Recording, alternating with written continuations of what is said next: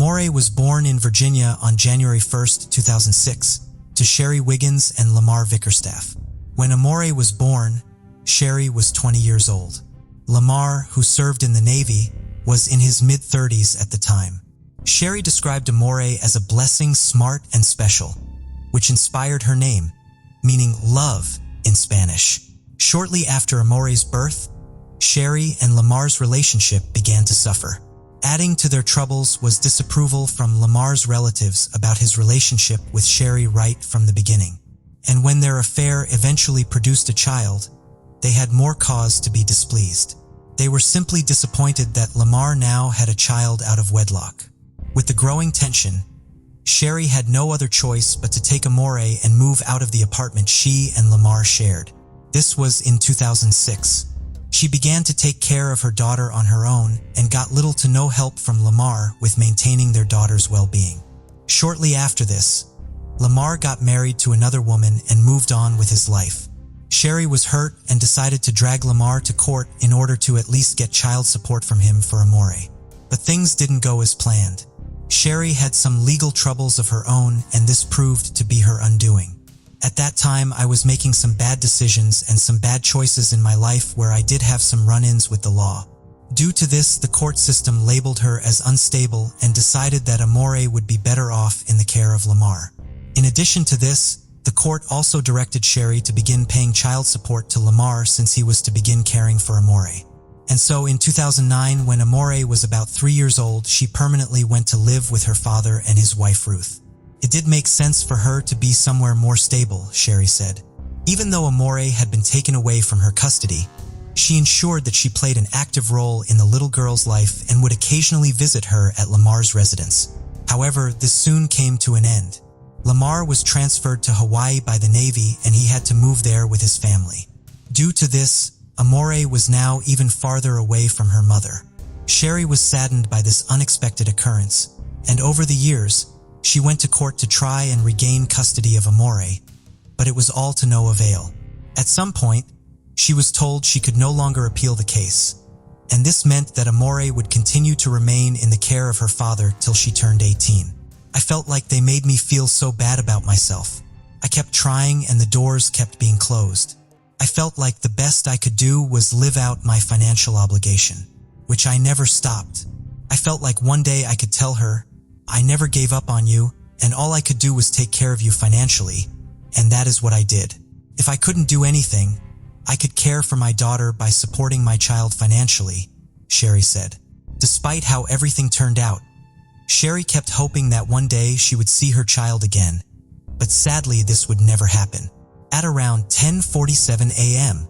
on January 28, 2012, the Opelika Police Department received a call from a resident of a mobile home community located at 1775 Hurst Street in Opelika, Alabama. The call was about a discovery that was strange and disturbing. The skull of a human being had been found outdoors. Police officers quickly jumped into their vehicles and made their way to the scene. When they got there, they were met by the person who had placed the emergency call. The individual was a woman named Yvonne Johnson, and she wasted no time in explaining to the officers that her son had been the one who found the skull in their backyard. According to Yvonne, the skull had not been there a day before, and its sudden appearance had been startling. After she told them this, she led officers to the back of the MOA home to see for themselves, and true enough, lying on the ground in plain sight was a skull. It was quite small, and they could tell by just looking at it that it was a child's. In addition to this, officers also noticed that it had a few strands of hair on it. Its presence there was odd, and officers could not help but wonder where the rest of the body was. The area was quickly secured and detectives were notified. When they got to the scene, they immediately did a sweep of the mobile home community. The aim of this was to see if they could find any more skeletal remains, but nothing turned up. With the day getting dark, detectives were forced to give up their search for the day. It wasn't until 2 days after the shocking discovery that detectives were able to locate some human remains. These were found in the woods, several feet away from where the skull had been found. Detectives also found a pink long-sleeved shirt with ruffles and heart-shaped buttons alongside the remains. All of these were collected and then sent to the lab for forensic analysis. Finding out the identity of the child shot to the top of the list of priorities for the detectives. Forensic analysis and autopsies were performed on the remains at an FBI laboratory located in Quantico. There, it was discovered that it belonged to a black female, and she was speculated to have died between 2010 and 2011. Her age was estimated to be between 4 and 7 years old, and in addition to this, the medical examination also revealed something chilling. The deceased girl had previously suffered several broken bones that were already healing before she died. Her bones also indicated that she had been malnourished while alive. That was not all. A fracture was also noticed in her left eye socket, and this made detectives believe that she had been blind in the left eye. They speculated that this facial deformity would have been obvious to anyone while she was alive. In the end, her death was ruled a homicide, and detectives immediately began an investigation. They had no idea who she was, but they were determined to uncover her identity. Since they could not tell what name she had been given, they decided to call her Opalica Baby Jane Doe. Since that day, Baby Jane has been part of our OPD family, said Opalica Police Chief Shane Healy. One of the first things detectives tried to do was develop a DNA profile for the deceased girl, but the conditions of the remains made this impossible. When this failed, detectives began to review thousands of school and birth records, but their efforts yielded no result. There was no record of any missing child around the age of the deceased girl, and no one came forward for a long time to provide any useful information about her. Things would remain silent until 2016. That year, a forensic artist from the National Center for Missing and Exploited Children was able to come up with sketches of what Baby Jane might have looked like before her death. The sketches showed her dressed in a pink shirt with heart-shaped buttons. This was similar to the clothing that was found near her remains. These sketches were then released to the public with the hopes that someone would recognize her. Several weeks went by after this and nothing came up. But when they least expected, they got a very crucial piece of information from someone. This was in September 2016. The individual who came forward to provide the information had been a former Bible school teacher at a church known as the Greater Peace Baptist Church. The church was located in Opelika and was less than a 15-minute drive from where the skeletal remains had been found. According to the former Bible school teacher, she had seen a young girl back in 2011 who looked like Baby Jane. The teacher told detectives that the girl had looked slightly unkempt and had been unable to communicate fluently with other children, and because of this, she had mostly kept to herself. When asked if she remembered the girl's name, she told them that she didn't. Detectives went to the church and took a look at the photographs that had been taken back in 2011. After going through several photos, they came upon the picture of the little girl that had been described by the teacher. Detectives could immediately see that her description fitted perfectly with that of Baby Jane. She had an obvious deformity in her left eye, just like they had speculated from examining Baby Jane's remains. The photos that were obtained from the church were a bit blurry, and so they had to use special software to enhance them. These photos were then released to the public. The following year, detectives employed the help of the University of South Florida to perform a procedure known as isotope testing on Baby Jane's remains. This method involves analyzing the number and type of isotopes present in a sample, which can provide information about the age, origin, and composition of materials. After the test was done, it was discovered that the deceased girl had a higher amount of lead in her system, and this indicated that she may have been raised in Alabama or somewhere in the southeast. Everybody has a certain amount of lead, and it depends on where you are raised, what type of drinking water you've had, said Opelika Police Captain Jonathan Clifton. Several months went by after this and detectives had nothing to go on. However, they never relented and were determined not to leave any stone unturned. To them, the case was like a black cloud that loomed over the community, and solving it was sure to bring a sense of fulfillment. In January 2022, the Opelika Police Department partnered with Othram Laboratories to carry out advanced DNA testing on the remains. They had not been successful in carrying out a DNA test on the bones in the past, but they believed that advances in the world of forensic science would make it possible. They were very difficult skeletal remains to actually create a profile from, especially the kind of profile that you need to do genealogy, said Kristen Middleman, Chief Development Officer at Othram Labs. The lab used a unique technique known as forensic-grade genome sequencing and was able to finally extract DNA from the remains. After doing this, the DNA was then used to build a profile for the girl, and it was then uploaded to the database.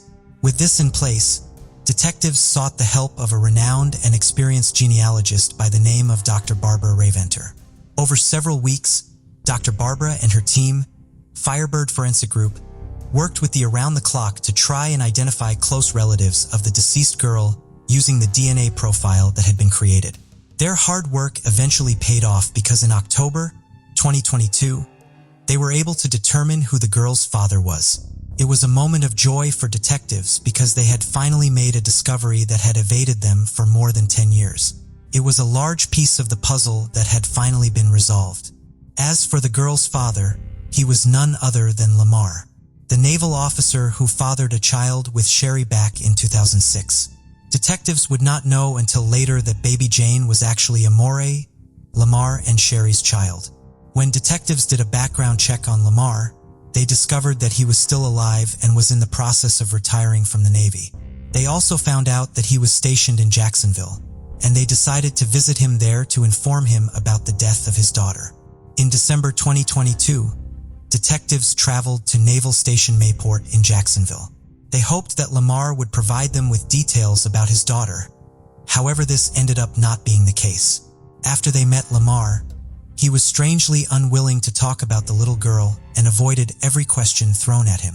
This immediately raised suspicion in the minds of detectives, but there was nothing they could do at that point. The meeting with Lamar did not go as expected, but this did little to discourage detectives. Instead, they intensified their investigation and also discovered that Lamar had a wife, Ruth. They eventually met with her, but just like her husband, she provided no helpful information. However, she told detectives that she had no idea who Lamar's daughter was, or who the mother could have been. Detectives knew from that moment that they had to find out who the little girl's biological mother was. Dr. Barbara and her team got to work once again, and soon they were able to determine that the woman they were looking for was Sherry. It was also discovered that she was living in Maryland. Detectives traveled down there, and during the course of the meeting they had with Sherry, they got to find out a lot. She told them that she gave birth to a girl back in 2006 and she had named her Amore. However, she expressed shock upon hearing that Amore had been dead for more than a decade. She explained to detectives that she had lost custody of the child to the father Lamar, and when Lamar moved to Hawaii, she no longer had any contact with her daughter. When she had reached out to Lamar, his response had been cold and he had warned her not to call again. During the course of all this, I would still reach out. I would reach out via email over the years and they would block my email accounts, Sherry said. I called Lamar's number that I knew to be his and he told me that if I called again, he would block me from his phone, she added. She continued to call and Lamar stayed true to his words by blocking her. And at some point he even threatened her with the police. Despite the fact that she had not laid eyes on her daughter for years, she told detectives that she continued to pay child support and had till the end of 2022. To back up her claim, she showed them documents that contained detailed information about the child support.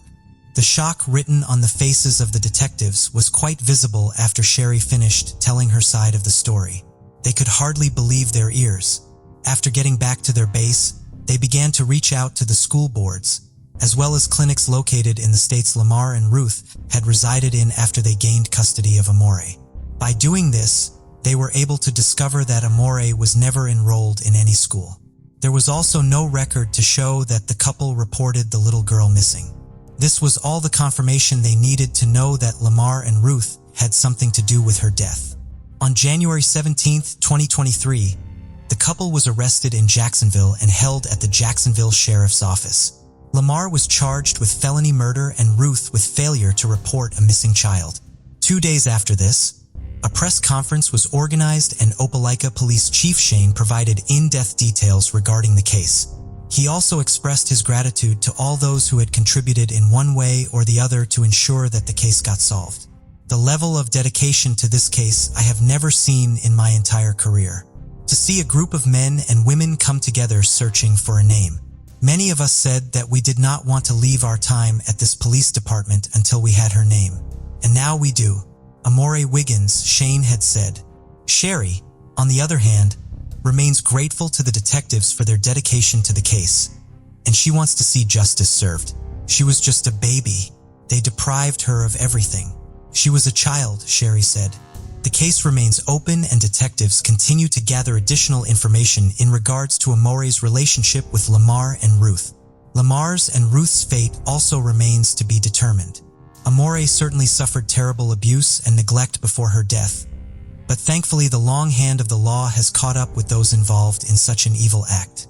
It's still yet unknown how Amore died, but how do you think that happened? Before we proceed, I've got an exciting surprise for you.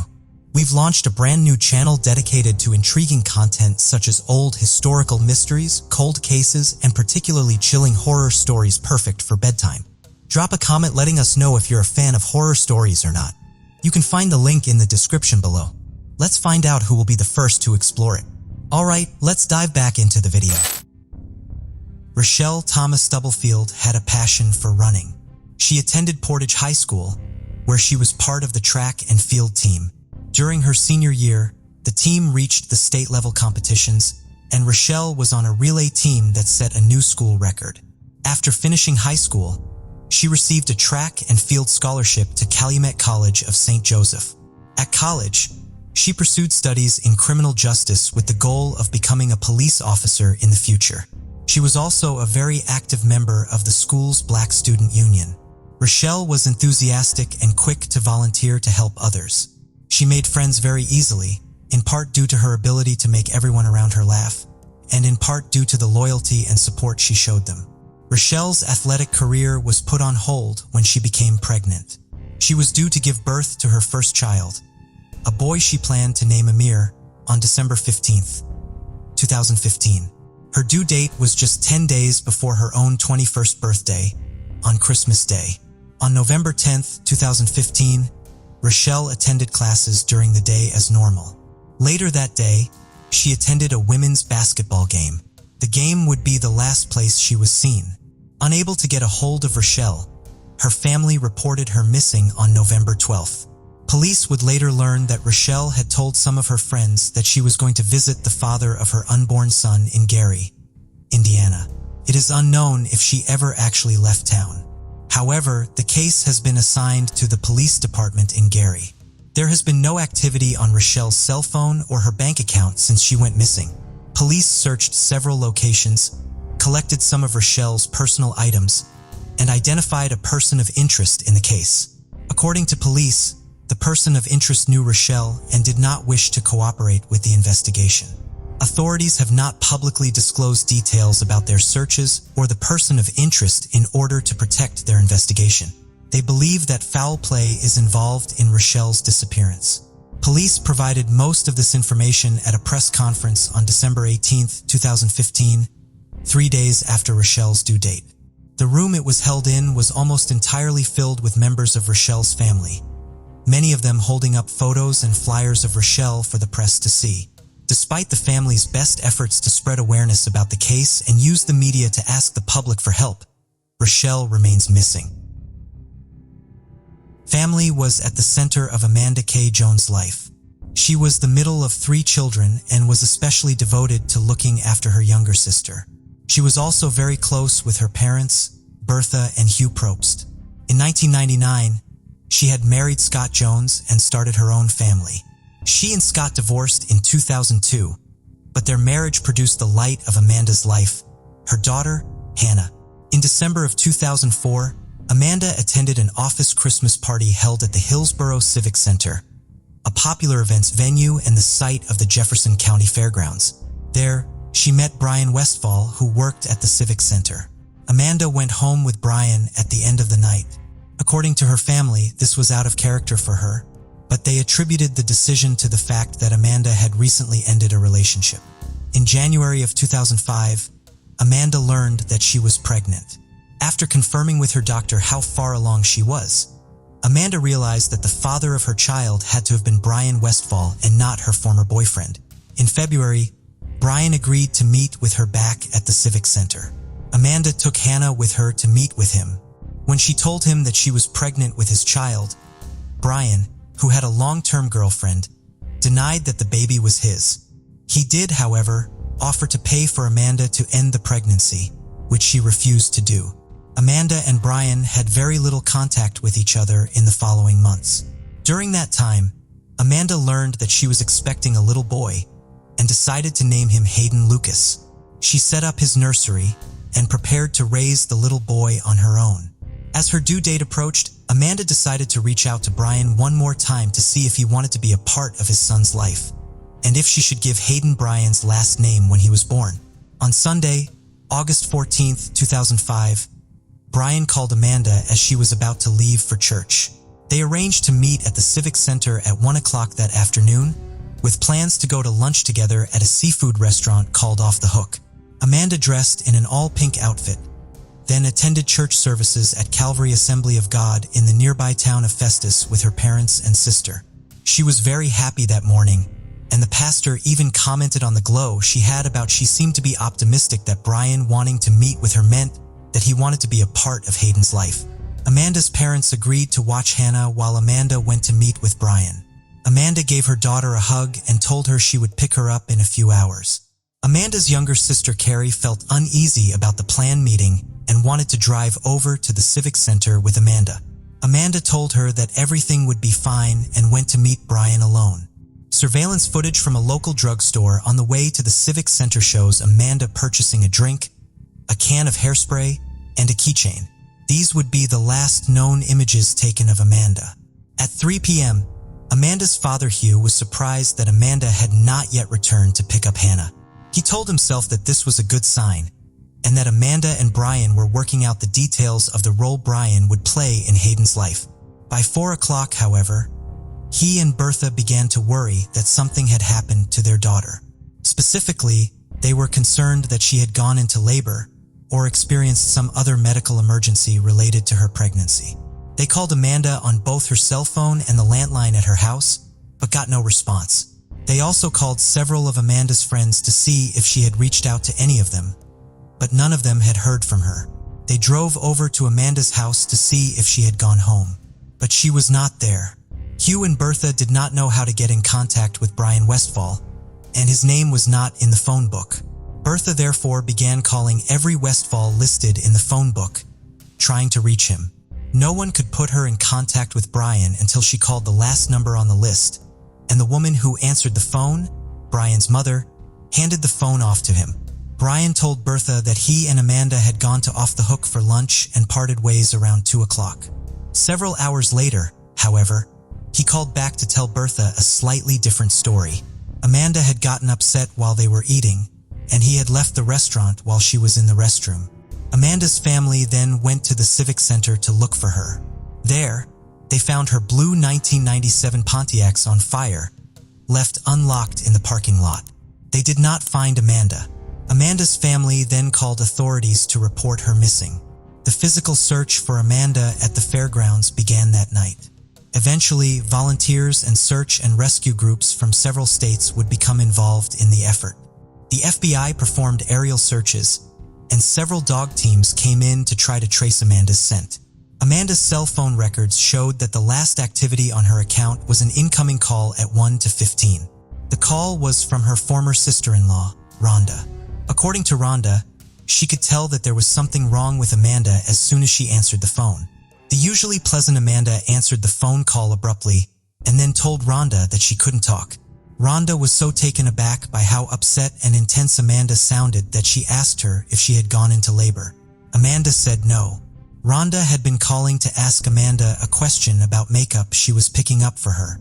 Amanda was unsure of the answer and told Rhonda she couldn't talk right then and would have to call her back. Police contacted Brian Westfall that night, and he provided them with a statement. He told them that he and Amanda had never gone to the restaurant. Instead, they had argued outside the Civic Center. He told her that he was not the father of her child, and that she should not give her son his last name. Amanda was upset. She eventually asked if she could use the restroom inside of the center. He used his keys to let her into the building, and locked the door after she came back outside. He then went back to work in the center's horse barn. Brian said that he left the Civic Center around 5:30 that evening. He claimed that as he was leaving, he saw Amanda sitting in her car, talking on her cell phone. There are a few problems with this version of events. First of all, this account varies greatly from both of the accounts Brian had previously given Amanda's mother. Furthermore, cell phone records show that Amanda had neither made nor received any phone calls after the 1 to 15 call from her former sister-in-law. The air conditioning in Amanda's car was also broken, and her family did not believe she would have stayed out in the car in the summer heat. Brian appears to have been honest about whether or not he and Amanda had gone to lunch that day in his account though, as surveillance footage from Off the Hook does not show either of them at the restaurant that day. The Westfall family owned several hundred acres of land in the area. Brian Westfall allowed police to search some areas of his property. However, since authorities did not have a search warrant, and Brian was consenting to the search, they were only allowed to look in areas he allowed them to, and they could not do as thorough of a search as they were conducting at the fairgrounds. Following this original cooperation, Brian and his girlfriend retained an attorney and have not spoken directly to authorities since. When asked for comment on the case, their lawyer has responded by saying that Bryant was not the father of Amanda's unborn son, and that he had nothing to do with her disappearance. Amanda's ex-husband was also interviewed by police shortly after she went missing, and was cleared as a suspect. Amanda's family has spent the years since her disappearance fighting to find her. They have given countless media interviews and have kept pressure on the authorities to keep working on the investigation. They maintain a Facebook group to share information about the case and continue to organize volunteer searches.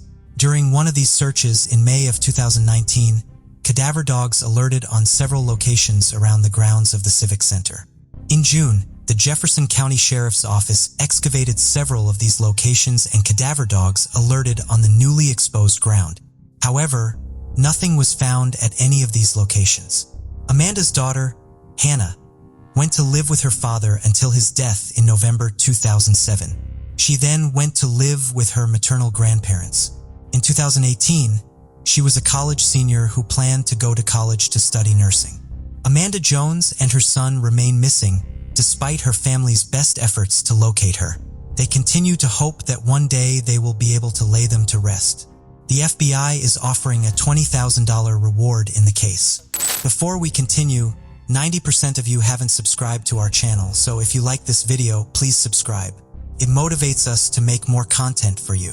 Okay, let's continue. 24-year-old Bianca Green of Romulus, Michigan, had a lot on her plate in 2011. She was working 2 jobs, one of which entailed working very early mornings as a supervisor at a restaurant at Detroit Metro Airport. She was also going to school at Wayne County Community College to become a nurse.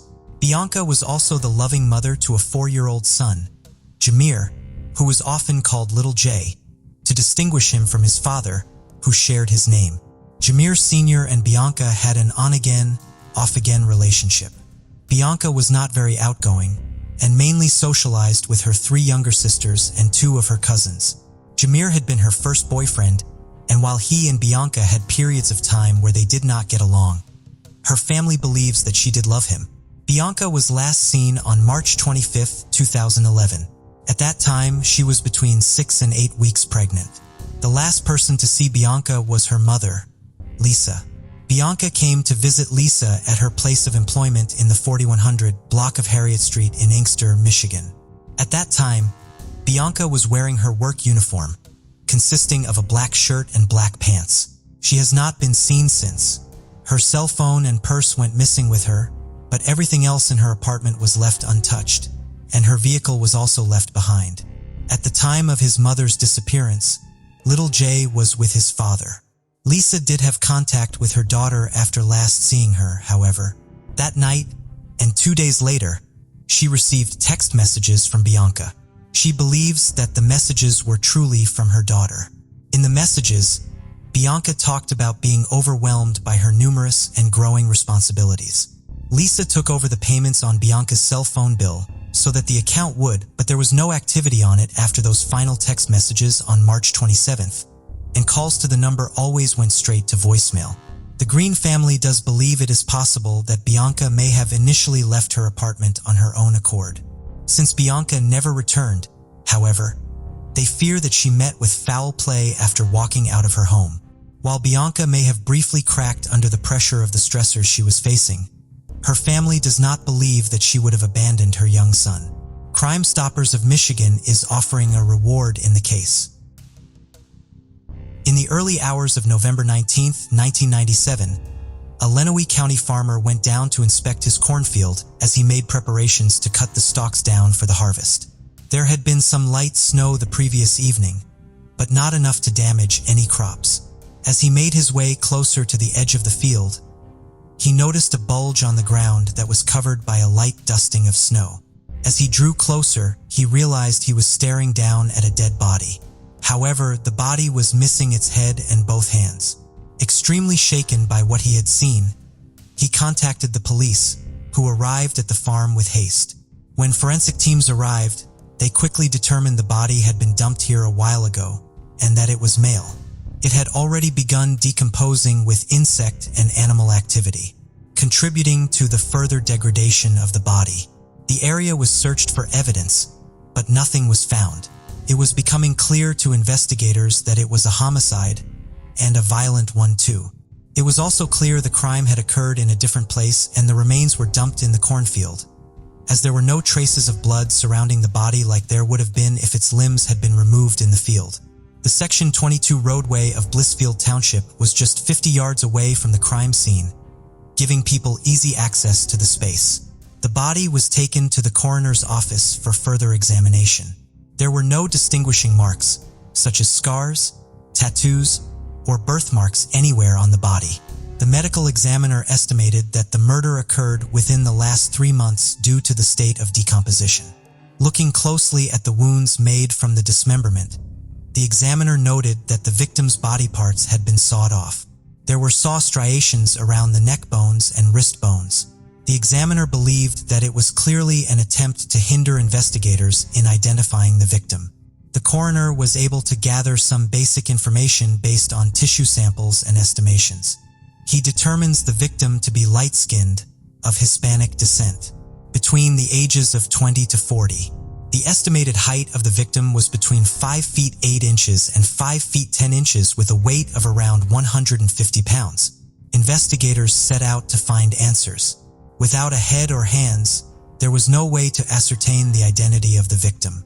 They searched missing persons databases and questioned people from the area. A theory that did take hold was that the victim was a part of a drug deal gone wrong. A few locals alleged that a drug deal had recently occurred nearby in Toledo, Ohio. Investigators followed up on that lead, but it led nowhere. Another tip was received from an anonymous source early during the investigation in 1997. The caller told investigators that the body may have belonged to a man known only as Roberto. Roberto was described as a Hispanic male between the ages of 20 to 50 with dark hair and a mustache. According to the source, Roberto was from Texas. He was also married and a father. Roberto was allegedly on a trip to Chicago when he disappeared. They were also told that Roberto had a house somewhere between McAllen and Weslaco in Texas, where he raised chickens. Using this information, investigators entered these details into the National Missing and Unidentified Person Systems known as NAMOS. A composite sketch was developed and circulated to local news outlets, but sadly, this lead ended up going nowhere in the end. The pressure of solving the case started to grow on investigators, but unable to locate the head and hands, they were left chasing shadows. Over the years, they looked into the case trying to find new leads, but nothing seemed to ever actually go anywhere. Eventually, the body was given the placeholder name of Lenawee County John Doe and buried in a pauper cemetery in 1997. 2 years later, in September 1999, a DNA profile of the victim was developed, but it did not lead investigators anywhere at the time. It too was uploaded to the NAMOS database, but there was still no positive identification. For a time, the investigation went cold again, as no one came forward with any new information. In 2016, the case became active once again. Police were investigating drug-related crimes in the area and believed there to be suspected links to the John Doe case. However, nothing panned out at the time. Then, with the onset of the COVID-19 pandemic, the John Doe case was put on the back burner for a while. But the development of a new cold case unit in 2022 brought the Lenawee County John Doe case back into the spotlight.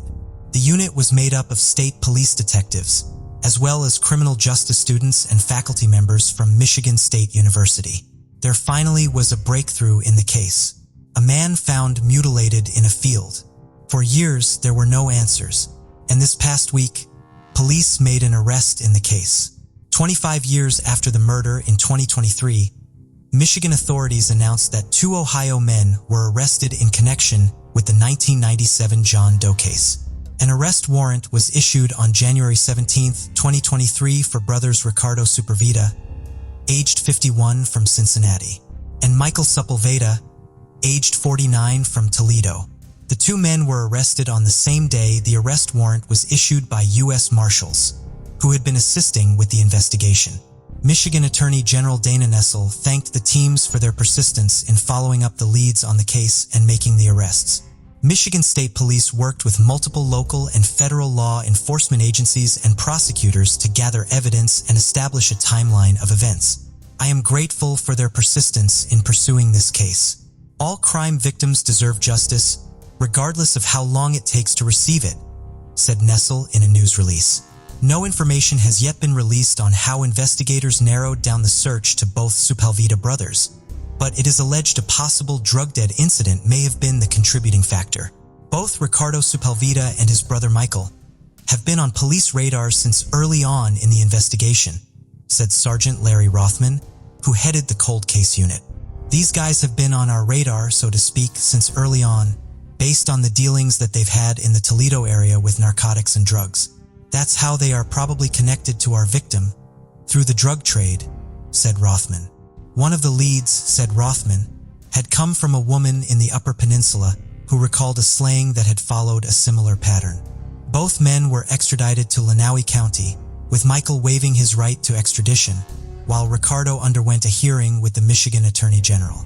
If convicted, they will face several charges that carry life sentences, including first-degree murder and conspiracy to commit first-degree murder. The other charges include assault with intent to maim, tampering with evidence, and conspiracy to commit tampering with evidence, which all carry a maximum penalty of 10 years in prison each. Although the 2 suspects are in custody, the investigation remains ongoing. Rothman said it was still early in the investigation, but the arrest could be the key to the case. It's still early in the investigation, so there's not a whole lot I can say. But we feel these 2 guys knew the victim. They were acquaintances at one point. The John Doe still remains unidentified, but investigators are working with crime labs and genealogy databases to find answers. The DNA profile from 1999 has been uploaded to several genealogy websites, with investigators hoping for a positive result. Rothman called genetic genealogy testing a breakthrough in solving crimes. The potential to be able to solve decades-old cases that we didn't have before with genealogy and technology is kind of a breakthrough thing, he said. Sergeant Rothman said there were still a few things out there they were trying to piece together, and there is the possibility that more people could be charged in connection with the murder. We're hoping other people come forward. There's no doubt that other people from the time period know some things, he said. Someone's potentially missing a dad. Someone's potentially missing a husband. There's somebody out there, and we believe this person might be from Texas, and someone's missing their loved one, and they have no clue where they went. They just know they left in 1997 and never returned, said Rothman. With the advancements in technology and the use of genetic genealogy in solving cases that would have otherwise been forgotten, answers to long-lost mysteries are now being found. In highlighting these cases, we hope that we can aid investigations by bringing awareness to a wider audience. Information regarding who to contact in this case will be left in the description box. If you or anyone you know has been missing a loved one, please contact us. Please use the platforms available to contact your local authorities with any information that can help solve a case. Betty was born in 1928 in the small village of Port Williams, Ohio. Life there was uncomplicated, and Betty grew up among people who truly cared for her. After finishing high school, she took on different jobs to get by, working in places like a canning factory, laundry, and a nursing home. At one point, she met Charles, a military man stationed at an Air Force base near Port Williams. They began a romantic relationship, and after dating for some time, Charles proposed to Betty. She could hardly hide her joy at the proposal and did not hesitate to say yes. After the wedding, the two moved to Appleton, Wisconsin, where they settled down and began their life together. In their new environment, the couple took up different jobs. Betty worked in the laundry department of the Country Air, a restaurant that was only 15 minutes walk from her home. Charles, on the other hand, worked as a security guard in Oshkosh, a city about 30 minutes drive from Appleton. Charles and Betty continued to live a very peaceful life, and in no time, their union was blessed with 5 children. Betty was a wonderful mother to her children, and she ensured that the bond that existed between members of her family remained strong. She was a beautiful lady, good cook, great artist. She was a mom, Betty's daughter, Sheila Worms said of her. She was a beautiful soul and the sweetest person you could ever imagine. She had a heart of gold, Betty's granddaughter, Sue Schrenk said. Among other things, Betty also loved family gatherings and holiday get-togethers. And during these occasions, members of her family looked forward to the delicious rolls, pies, bread, and other treats she often made. Christmas time was her favorite, Sheila said. There was never a bad time with my mom. Betty was also a familiar face around the neighborhood, and most people who knew her couldn't help but love her warm personality. She was well known around the neighborhood. Even when she went shopping, everyone knew her. She walked everywhere, said Mary von Heuchlin, Betty's niece. At the age of 60, Betty was a fulfilled mother and grandmother. At this stage of her life, she was a mother. She spent more time taking walks around the neighborhood, as well as sitting outside to enjoy the peace of her surroundings. For Betty, life was getting better with each passing day, and it seemed as if it would remain that way for a long time. But things took an ugly turn when she least expected it. November 1988 brought with it heavy snowfall, and the residents of Appleton began to prepare for a long winter. It was the coldest time of the year, and most people preferred to remain indoors with their families. But since Betty still had to work at the Country Air restaurant, she had no choice but to venture out into the cold to get to her workplace. She could drive, but she had a fear of driving in the snow, perhaps due to how slippery the roads could get. Due to this, Charlie would often drive her to work, and when he was not around to do that, she would walk. November 6, 1988 fell on a Sunday, and it was a day Betty decided to work. She woke up refreshed and had no idea of the terrible thing that was to come later in the day. It was snowing heavily that morning, but this did not discourage her. She planned on leaving home before 6 a.m. She'd informed Charlie of her plans, and he had told her that he would not be driving her to work since he was not leaving for work until much later in the day.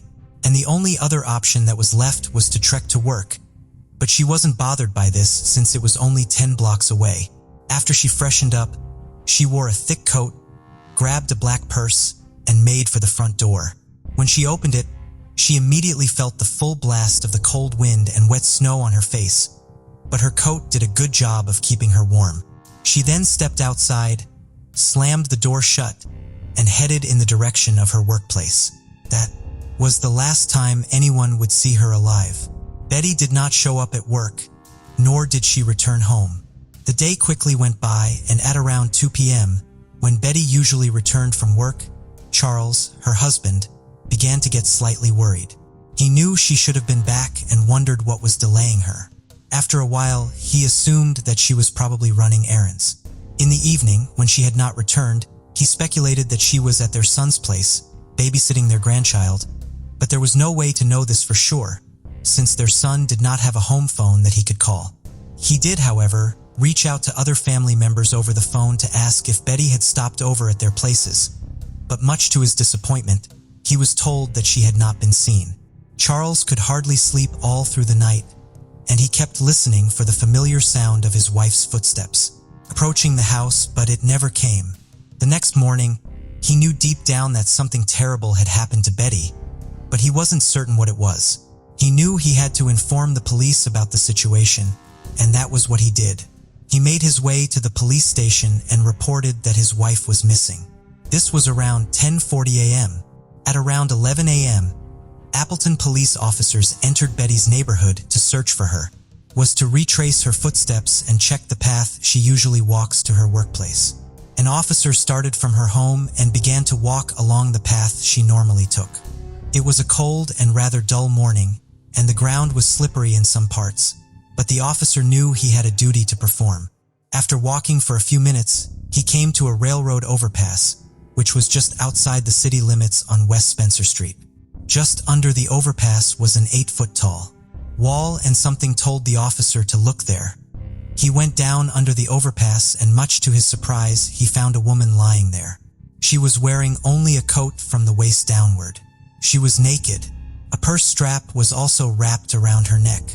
With a single look, the officer knew that she was the woman he had set out to find. She was not breathing, and he could tell that she was dead. It was obvious she had been that way for quite some time. One thing the officer noticed was that the body was well hidden, and passengers in passing trains would not have easily spotted it.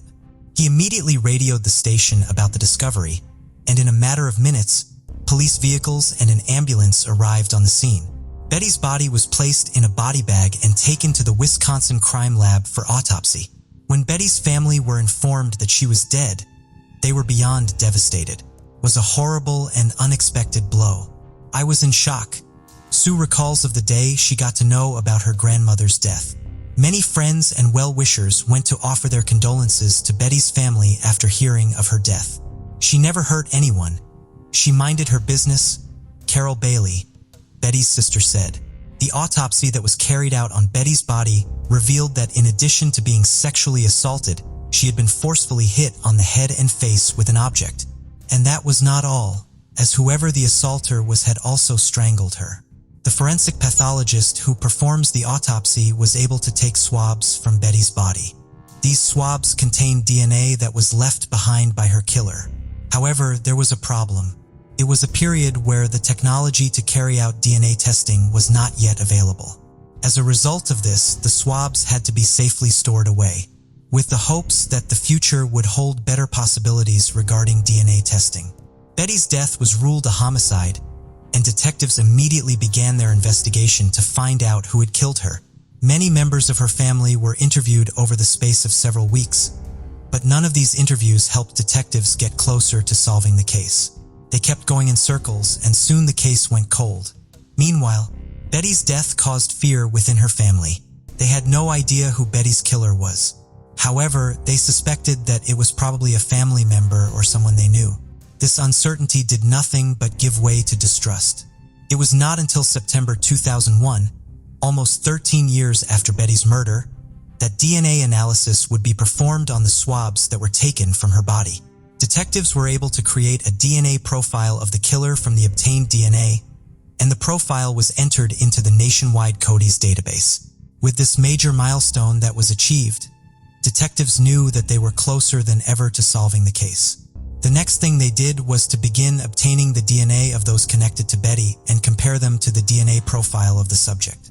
No match was made by doing this, and this allowed members of her family to be ruled out as the killer. After this, the profile was also compared to the DNA of known offenders that were available in the database, but still no match was found.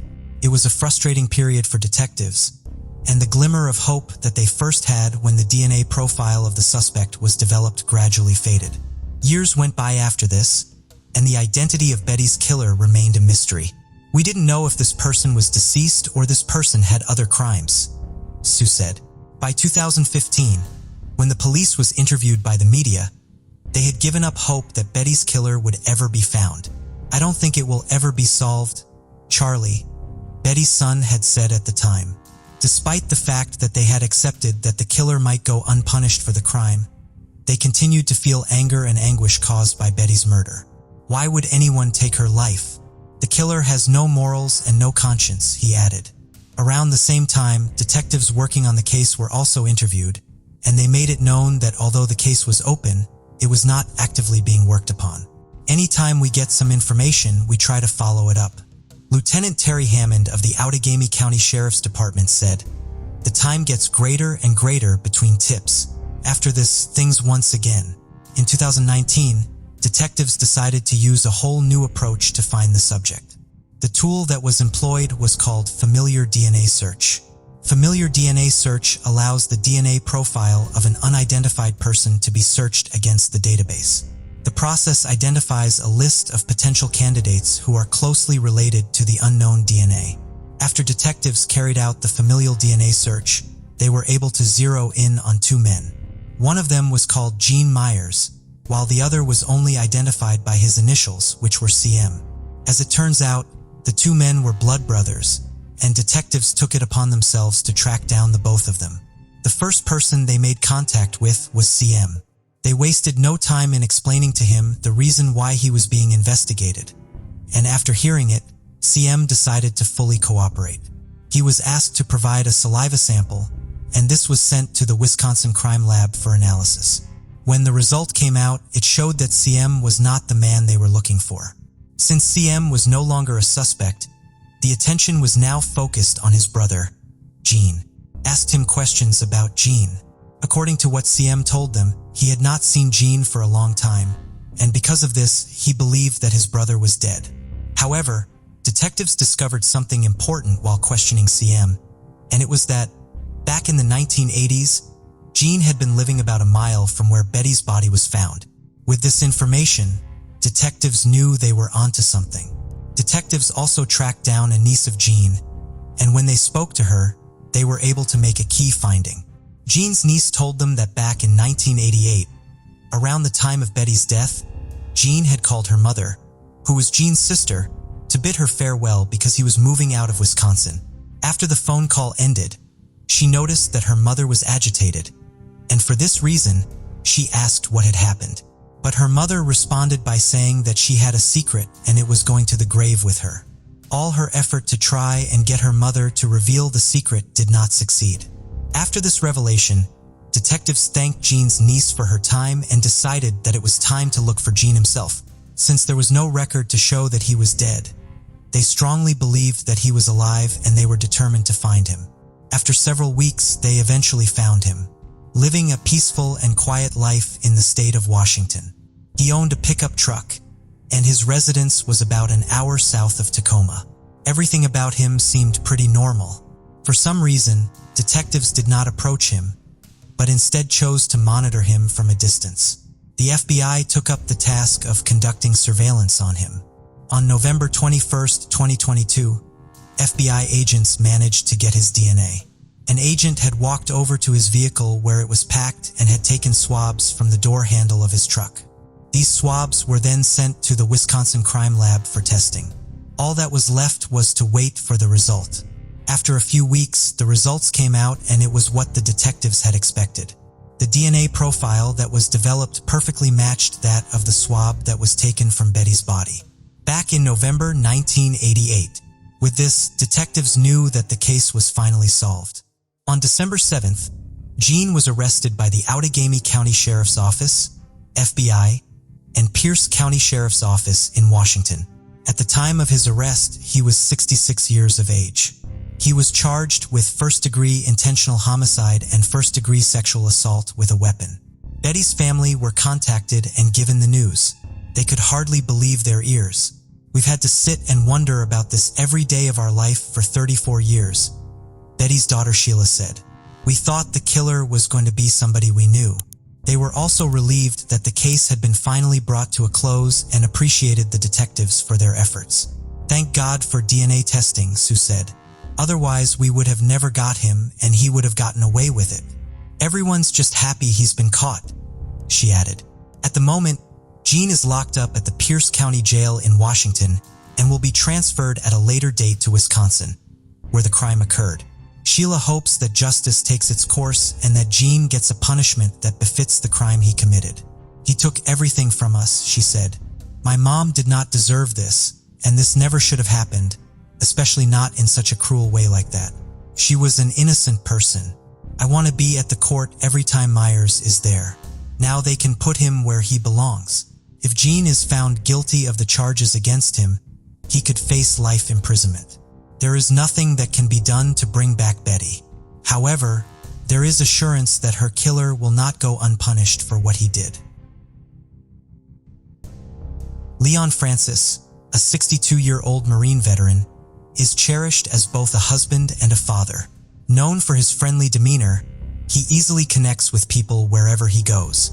On January 14, 2020, at 6:10 a.m., Leon was last seen by his wife, Daphne, at their home on Wind Drive in Newport News, Virginia. He left carrying only an umbrella, which his family says is very unusual behavior for him. After searching her home, garage, and backyard, Daphne called the police. Leon's disappearance is made even more serious by the fact that he suffers from Parkinson's disease.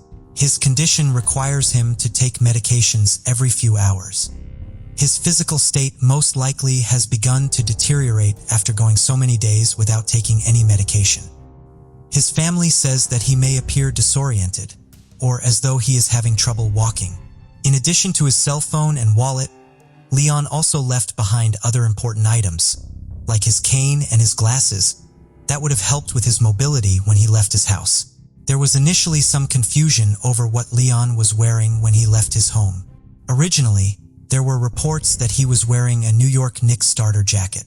Police later stated that he was wearing just a t-shirt, boxers, and one shoe, which is what he was wearing when Daphne last saw him. After reviewing footage from doorbell cameras in their neighborhood, Leon's family says that he was fully clothed when he left home. He was not dressed adequately for the cold weather, however, and footage taken at 6:49 a.m. appears to show him wearing basketball shorts, a t-shirt, crew socks, and sneakers, which may not match. They know he was not wearing his starter jacket, as it was found at the home. Leon may also still be wearing a patient identification band from a recent appointment at the VA. Leon's umbrella was located behind a Wendy's, approximately half a mile from his home. The rain that was falling at the time of his disappearance has complicated efforts to use dogs to track his scent. It is also possible that the dogs lost his scent because he was picked up by someone. Multiple law enforcement agencies, including the Newport News Police and the Virginia State Police, have been involved with the search for Leon, which has included ground searches and utilized drones to look for him from the air. In addition to all of the efforts Leon's family and law enforcement have made to find him, there has also been a massive outpouring of support from his community. Volunteers have covered the area with flyers, leaving them on cars, handing them out in public areas, and posting them around the area. They have also conducted their own searches, including ones in wooded areas near where Leon was last seen. Unfortunately, these extensive efforts so far have not located Leon. 81-year-old Margaret Becker, who goes by the name Helen, has been married to her husband Fred for 42 years. According to Fred, his wife is very friendly and can strike up a conversation with anyone she meets. On January 17th, Helen left the home she shares with Fred to run some errands at stores in the Southgate Plaza on US 27 South in Sebring, Florida, which was less than a 15-minute drive away. She did not come home. Surveillance footage shows that Helen arrived at the CVS at the shopping center at 4:19 p.m. She filled some prescriptions and left the store at 4:48. According to someone else in the store at that time, she appeared confused. Helen has not been diagnosed with any form of dementia or cognitive impairment. Helen is next seen on surveillance footage at 6:05 p.m. when she entered the Publix in Southgate Plaza. She purchased some bananas and left the store at 6:17. She appears unsteady in some of this footage, according to authorities. It is unknown where Helen went after leaving Publix, and it is also unknown where she was during the 77 minutes between when she left CVS and when she entered Publix. There are several other stores within the shopping center, but so far, there is no evidence that Helen went into any of them that day, and an active OnStar account in her vehicle. Neither of these has provided any clues as to where she or the vehicle traveled to. Authorities believe that activity at the nearby Avon Park Air Force bombing range may have interfered with Helen's GPS signals.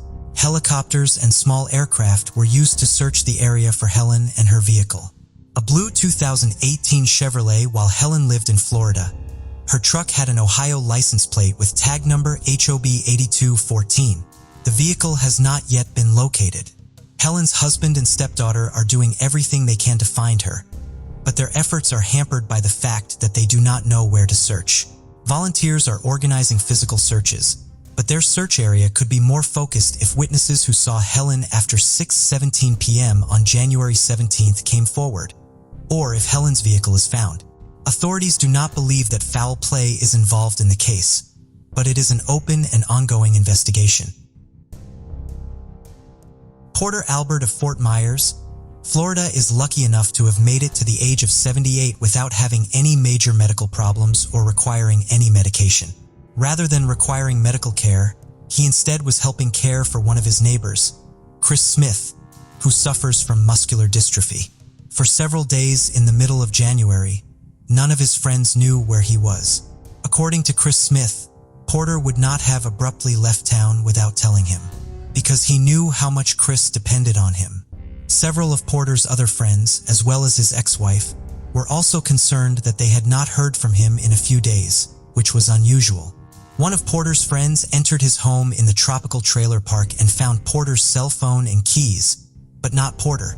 He used the phone to call Porter's ex-wife, Diane, who lives in Las Vegas, and the two of them decided to report Porter missing. The last place Porter is known to have been is a Big Lots in North Fort Myers.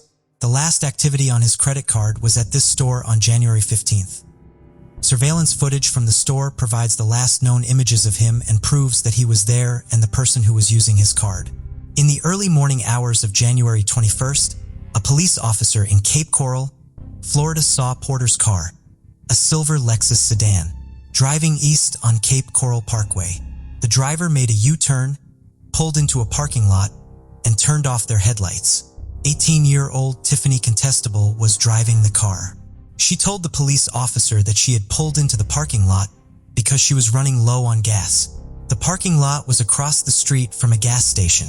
She claimed to be a friend of Porter's and that she was using the car to search for him. She told the officer that she could not give him her driver's license because she had left it at home. In reality, she did not have a valid driver's license. She was arrested for driving without a license and was released from custody later that same day. She is due in court on the charge on February 10th.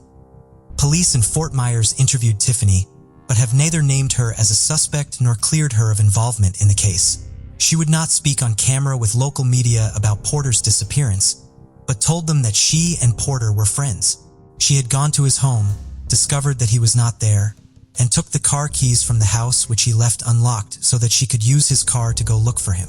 Tiffany's bicycle was found inside of Porter's car. It is now back outside her home in North Fort Myers and Porter's car remains in police custody. The stress caused by his disappearance has exacerbated their son's seizure disorder. Authorities say that they have so far found no evidence suggesting that Porter is no longer alive, but Porter's friends and family fear that the chances of a positive outcome in the case dwindle as the case drags on. 70-year-old Janet Walsh lives on Dolores Drive in Shaler Township, Pennsylvania. Her daughter and son-in-law had plans to have dinner with her there on Monday, January 20th. When they arrived, however, neither Janet nor her vehicle were at the house. They spent a few hours trying to contact her, but when they could not reach her, they called the police at 8:30 p.m. Janet had lunch with her daughter and son-in-law just the day before. She seemed to be in a good mood and gave no indication that she was in distress. The last sighting of Janet was apparently at her church that same day, although the exact time of this final sighting has not been released. Janet's husband passed away just a few months ago, but her family says that she has been coping with the loss well. She had plans to begin volunteering soon. They also say that it would be completely out of character for her to just leave without letting anyone know. Also missing is Janet's vehicle, a silver 2018 Chevrolet Trax. It has a Pennsylvania license plate, number KTW 6007. In addition to the Shaler Township Police, the Allegheny County Police is also investigating Janet's disappearance, which her family hopes will be solved quickly. Michelle Ray Cheney was born in Lakewood, Colorado, in February 1970. After graduating from Lakewood High School in 1988, she initially planned to pursue a bachelor's degree. However, at the age of 18, Michelle decided to take a 6-month break from her studies to prepare for the birth of her first child, a son named Michael, whom she cared for as a newborn. Despite this pause, Michelle was resolute about not delaying her graduation and was determined to catch up on the missed time from school. Through her hard work, she was still able to graduate with a degree in accounting from Regis University on schedule in 1992. 1992 was also marked by other major life events for Michelle. After graduation, she began her career at KPMG Accounting. That fall, she married Brian Vanek, taking his surname after their wedding. The family lived in Littleton, Colorado, and Brian and Michelle had 2 more children, Grant and Alexis, in the following few years. Eventually, the family moved back to Lakewood, and Michelle decided to leave her job with KPMG. She wanted to focus on raising her children and on a new venture helping establish a support group for teen mothers.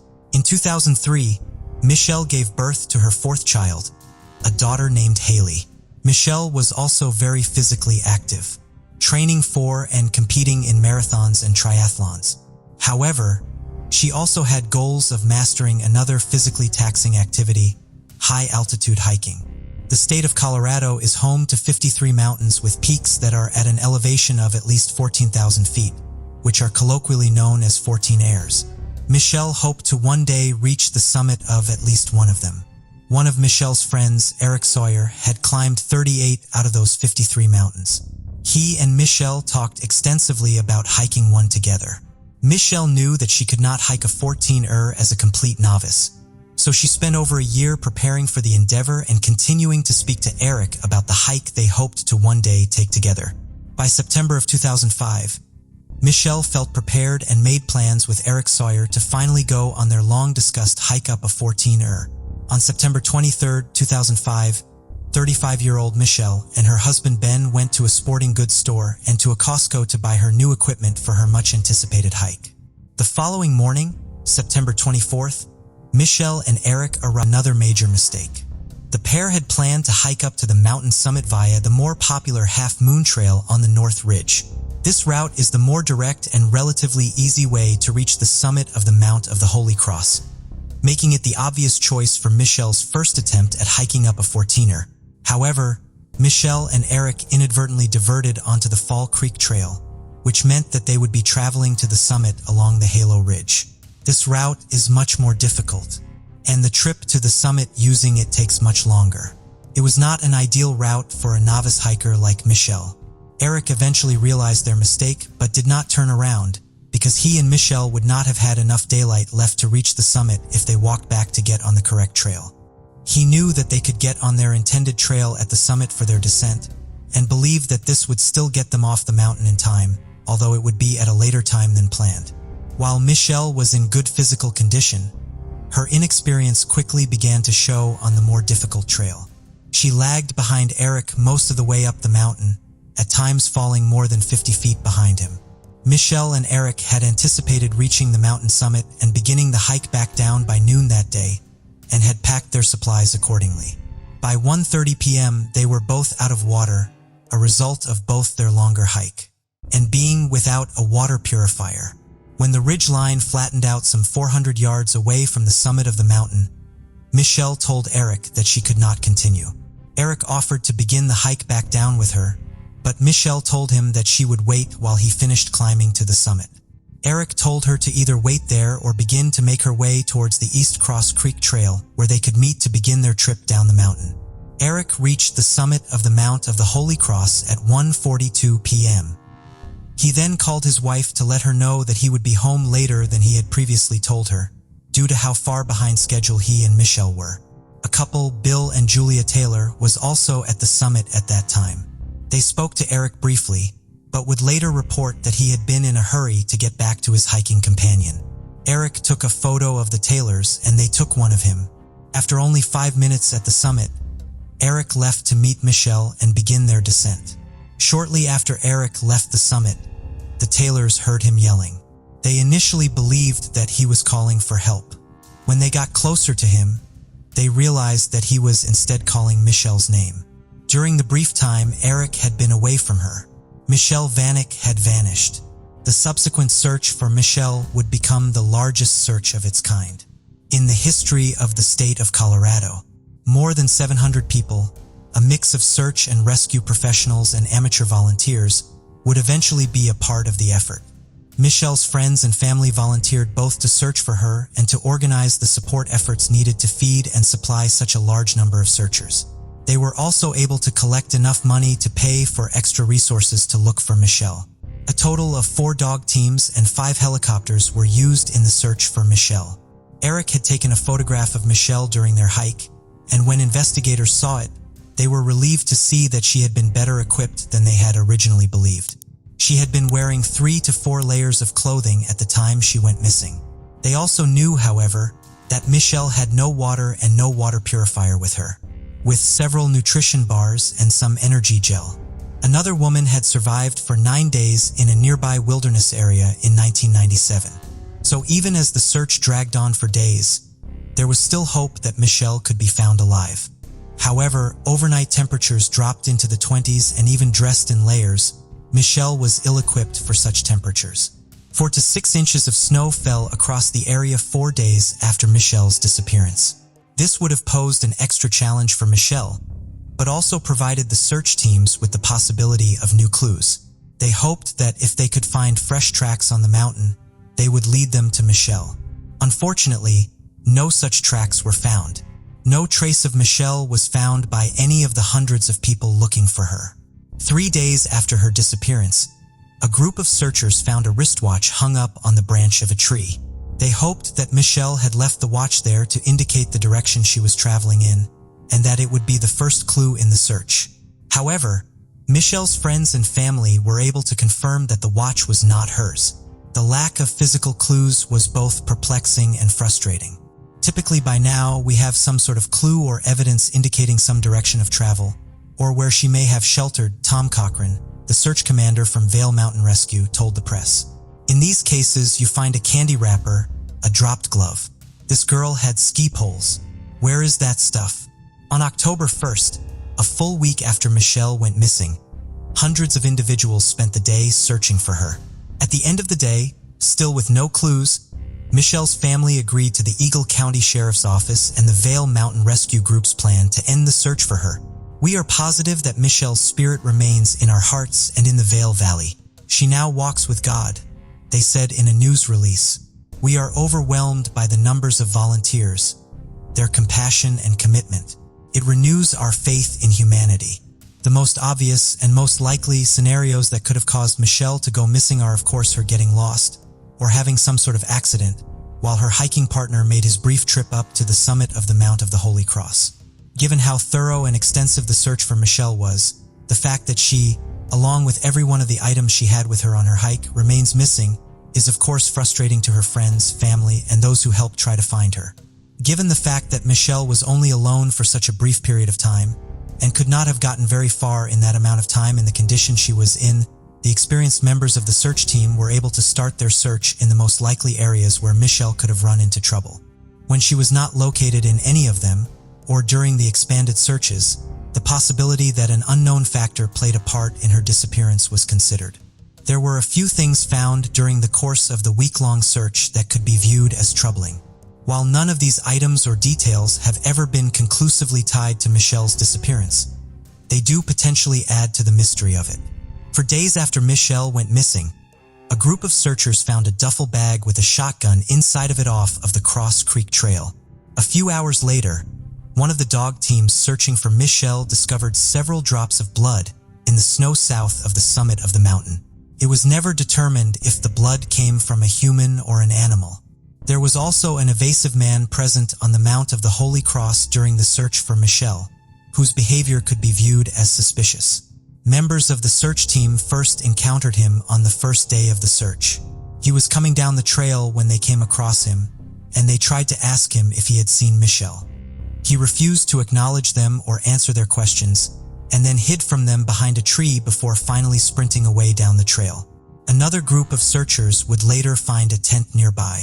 It was zipped up with a light on and a person inside. That person would not respond as the searchers tried to ask questions about Michelle from outside. Investigators from the sheriff's office believe they encountered the same man from the trail the following day.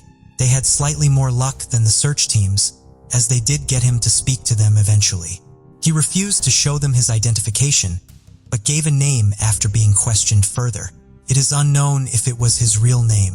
While this behavior seems odd, given the fact that everyone he interacted with was just looking for information about a missing hiker, authorities say they have no reason to suspect he had any involvement in Richelle's disappearance. The shotgun, the blood, and the elusive man could all be unrelated to the case and have perfectly innocuous explanations. Since there are no answers in Richelle's case, however, there is no way of knowing if these mysterious clues have any relevance to it or not. As the last person to see Richelle before she went missing, Eric Sawyer was interviewed by the authorities during the month-long criminal investigation into her disappearance. He answered questions about their movements that day and addressed concerns about the amount of equipment they had taken with them on the hike, but requested a lawyer when asked if he had anything to do with Richelle's disappearance. Investigators have not tried to interview him again, as they say they have no reason to doubt his account or any evidence suggesting that he had any involvement in Richelle going missing. Richelle's husband Ben, in his own interview with authorities, maintained that Eric would not have intentionally done anything to harm Richelle. He was also positive that Richelle and Eric were not having an affair. He did disagree with Eric and Richelle choosing to split up during their hike, describing Eric going up to the summit alone and leaving Richelle behind as an awful decision. This choice was also severely criticized by other experienced hikers. Richelle was the sister-in-law of a firefighter with the South Metro Fire Rescue Authority. After her disappearance, the South Metro Professional Firefighters Foundation, also known as the 2164 Foundation, began fundraising efforts that resulted in the establishment of the Richelle Vanek Scholarship. Richelle, who knew how difficult it was to finish school as a young single mother, spent much of her adult life trying to support other young women in getting their education while they were also raising their children. The scholarship, created in her name, is awarded to young single mothers in hopes that they will succeed in completing their education as Richelle did. Nova was born in 1957 in Jamaica. She had a younger sister named Valerie. Nova had a joyful and carefree childhood, and she was loved by everyone in her neighborhood. Nova was always happy and smiling, recalled Nova's best friend, Lorna Edmond. When Nova was 10 years old, her mother, Lorna Walsh, made a difficult decision to move to the United Kingdom in search of better opportunities. It was a tough choice because it meant leaving behind their familiar home and loved ones in Jamaica. However, the desire to give her girls the best in life helped her to remain resolved to leave the country. Not long after making the decision, Lorna and her daughters traveled to the UK and began their lives afresh. Life in the United Kingdom was very different from what they were used to, but as time went on, the family adjusted and settled well into their new environment. When Nova was around the age of 16, she met and fell in love with Osmond Bell, a young boy who was also the same age as her. In no time, they both started a romantic relationship. Perhaps Nova was simply blinded by love, or perhaps she only wanted her independence. But a few months down the line, she made known her intention to leave home. She told her mother that she and Osmond had decided to begin living together. It is not clear if Lorna approved of this decision or not, but regardless, Nova eventually moved and went to live with Osmond. 2 years later, Nova and Osmond welcomes their first child. It was a boy, and they named him Jonathan. 4 years later, they had another son, and he was given the name Lee. Loved them wholeheartedly. To provide for themselves as well as their children, the couple took up different jobs. Nova worked as a part-time cleaner, while Osmond was a builder. Life seemed to be going at a pretty good pace, but sadly, things would not stay the same. At some point, the love between Nova and Osmond began to deteriorate. The spark that had been there at the beginning of their relationship gradually faded. The consequence of this was that the couple began to quarrel more frequently. It became common for neighbors to hear the sound of the couple's noisy fights in their apartment located in the Ladywood area. Their disagreements also sometimes escalated into violence, with Osmond hitting her and leaving her with bruises. With each passing day, Nova became increasingly unhappy in her relationship, and she confided about what she was going through. In the end, she made up her mind to give love a chance with someone else. She told Osmond that she was no longer interested in the relationship, but despite her ending things, Osmond was not ready to let her go. In May 1981, Nova met a man by the name of Wayne Newby, and they both got into a relationship. As their romance progressed, Wayne would sometimes visit her at her home. This did not sit well with Osmond, and it gave him more reasons to fight with Nova. In June 1981, Nova's stepsister, Sonia, visited her for a few days. During this period, Sonia witnessed one of their fights and how ugly it could get. On that particular day, Sonia had been in the living room when she heard a scream from the direction of the kitchen. It was unmistakably Nova's voice. She quickly ran to the kitchen to find out what was wrong. What she saw alarmed her. Nova was down on the floor, while Osmond stood angrily over her with a dishcloth wrapped around his hands. In the moments that followed, Sonia made it clear that she would call the police, but Osmond tried to stop her from taking this action. When police officers later arrived at the house, they asked what had happened, and Nova was the one who did the explaining. She told them that she and Osmond had been arguing and she wanted him to leave the house. She never told police that the real reason why they had argued was because she had gone out the previous night and Osmond had not been pleased about this. He had confronted her when she got back from her outing and things had escalated from there, with him grabbing her by the neck and trying to strangle her. After Nova was done talking, officers moved to where Osmond was and spoke to him. He did not argue, but packed his bags and left the house. It was a moment of relief for Nova, and she knew that things would become less heated from that moment. She was right. With Osmond no longer around, she had the freedom to spend more time with her lover Wayne. There was no longer the worry of having to meet an angry Osmond after getting back from a late-night outing. She also had more reasons to laugh and was generally happier. But as it turned out, Nova's newfound joy would be short-lived. On July 24, 1981, Nova took her two sons, Jonathan and Lee, to stay with their father, Osmond. She had earlier made plans to go dancing with Wayne and some of her friends, and because of this, she did not want to leave her two sons all alone in the house. Apart from this, she also felt like taking them over would be a great way for them to bond with their father. After dropping the boys over at Osmond's place, she made for the club, where she and Wayne had agreed to meet.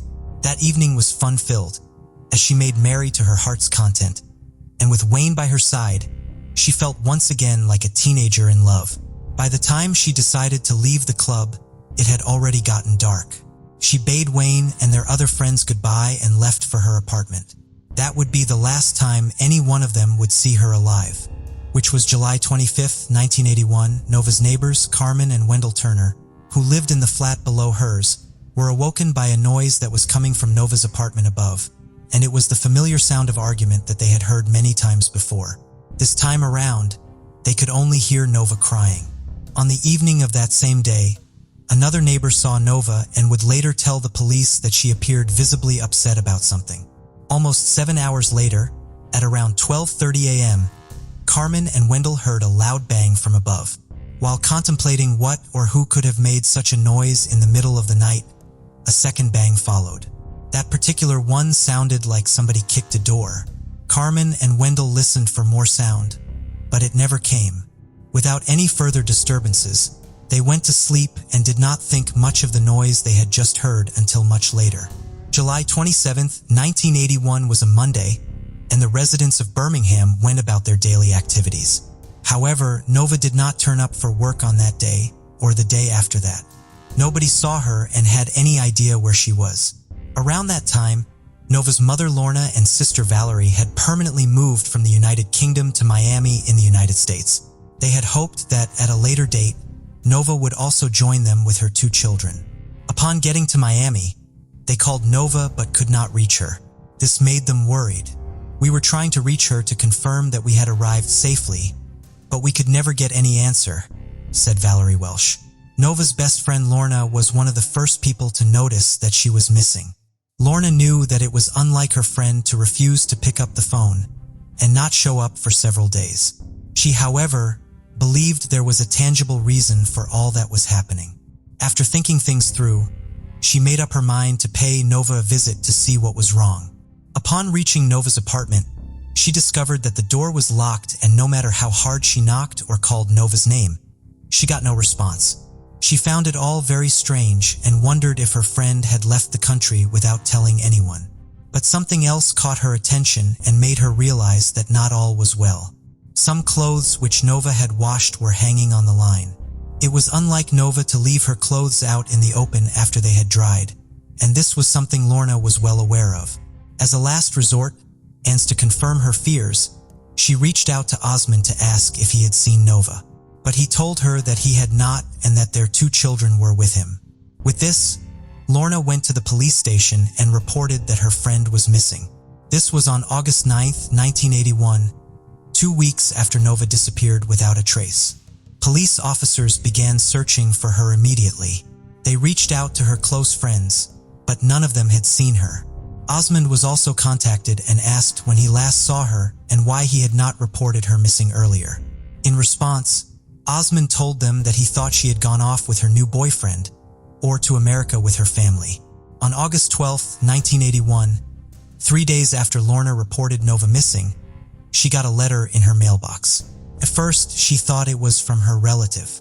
However, after breaking the seal and reading the content, she realized that she was wrong. According to the letter, the boyfriend of whoever had written it had seen Nova fighting around the time of her disappearance. The letter claims that the man had grabbed and hit Nova. Lorna was confused as she had no idea who had written the letter since the person had chosen to remain anonymous.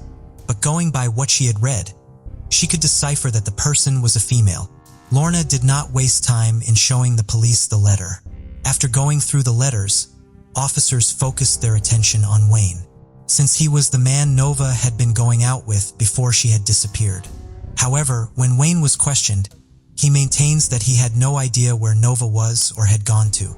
On August 18, 1981, the police were called upon by Nova's neighbor to investigate a foul odor that was all over the house. Nobody knew what exactly was smelling, but it was really bad and made everyone uncomfortable. When police officers arrived at the house, they quickly realized that the smell was much stronger in a certain area, and this was upstairs at Nova's flat. They made their way there, and after discovering that the door was locked, they quickly broke it down. The stench grew more intense as they entered the house, and the officers held their hands to their noses and grimaced in disgust as they began their search for the source. The house was in disarray, and dust had settled on the furniture. Cobwebs were also visible on the ceiling, and this showed that no one had been living in the house for some time. There were stairs in the apartment, and under them was a cupboard. Officers were attracted to this part of the house because they noticed that the smell was especially stronger there. Strangely, the lock on the door of the cupboard looked broken, and a piece of chewing gum had been used to hold it in place. When officers finally opened it, they saw the decaying body of the woman that they had been looking for. She wore a nightgown and was covered by a blanket and some papers. It was a very horrifying sight, and the officers could hardly hide their shock. Nova had been rotting inside her own house all along while the world was searching for her. An ambulance was called to the scene, and Nova's body was taken away for autopsy. The gum that was found on the cupboard door was collected as evidence by the police and stored away. The news of Nova's death soon spread around the neighborhood like wildfire. Her family in Miami were also contacted and informed about what had happened. They were heartbroken and wept for days. The results of the autopsy that was conducted on Nova's body revealed that she had died as a result of pressure on the neck. To determine how Nova had met her end, the person at the top of the suspect list was Osmond. Detectives felt that there was something fishy about him, and so he was arrested. In the 4 days that he was held in custody, he was made to undergo a series of interrogations, but despite this, detectives got nothing tangible from him. At some point, he was also shown the mysterious letter that Lorna, Nova's friend, had received and was asked if he knew anything about it. He told them that he knew nothing about the letter. Since there was no further reason to continue holding him at the station, he was allowed to go home. After this, detectives continued the investigation and even went as far as asking the public for information regarding Nova's death. But they got nothing and the case went cold. Nova was soon laid to rest and life went on. But the pain her death brought stayed on with her family, and for a long time, they wondered who had killed her. Years went by, and the world of forensic science became more sophisticated. Complex DNA techniques that seemed like a pipe dream at the time of Nova's death became possible due to advances in technology. In 2014, detectives decided to take another look at the case. This time, they focused on the chewing gum that had been used to seal the cupboard in which Nova's body was found.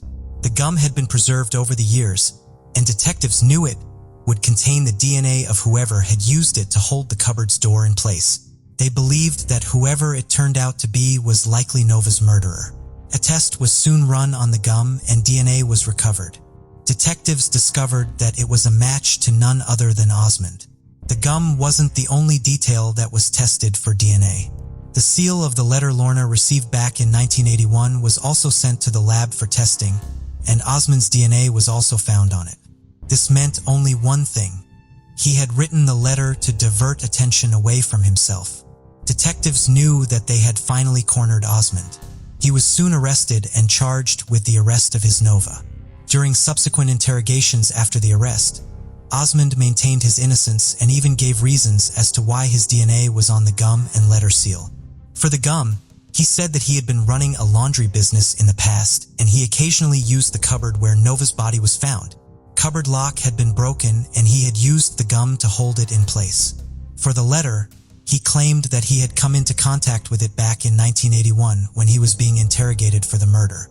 What I do remember is being left in a room with a letter and envelope on the table for several minutes.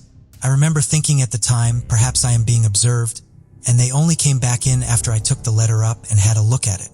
I read it and left it on the table. Osmond had explained as regards to how his DNA had gotten on the letter. Since Osmond kept insisting that he had no hand in Nova's death, the case eventually went to trial. After 6 weeks of trial, he was cleared of murder, since there was no evidence to show that the killing had been premeditated. However, he was convicted of manslaughter and was sentenced to 12 years in prison. This sentencing was on March 22, 2017. Nova's family were satisfied with the outcome of the trial. Finally, after 36 long years, Nova can rest in peace. The family can now have closure knowing the person who took Nova's life has been brought to justice, Nova's mother Lorna said. Nova's sister Valerie also said the family had forgiven Osmond for what he did. We forgive him, but he still needs to pay for what he's done. He never admitted to that, said Valerie. Nova's best friend was also relieved that her killer had been brought to justice. I often think about the old times and the things we used to do. I still miss Nova and only hope that her family can now find peace. Nova can rest in peace knowing that justice has been done. I'll never forget her. Till we meet again, Nova. Love your friend, Lorna. Nova's case is indeed a sad one. As she never got to see her children grow into adults, there is the relief that her killer has been finally brought to justice despite how long it took. But why do you think Osmond refused to own up to the crime even after all the evidence pointed to him as the killer? Candy was born in 1950 to Elaine and Carl Rogers, who adored her deeply as their only child. At some point, their marriage fell apart for reasons that were not clear, leading to their divorce and separate lives.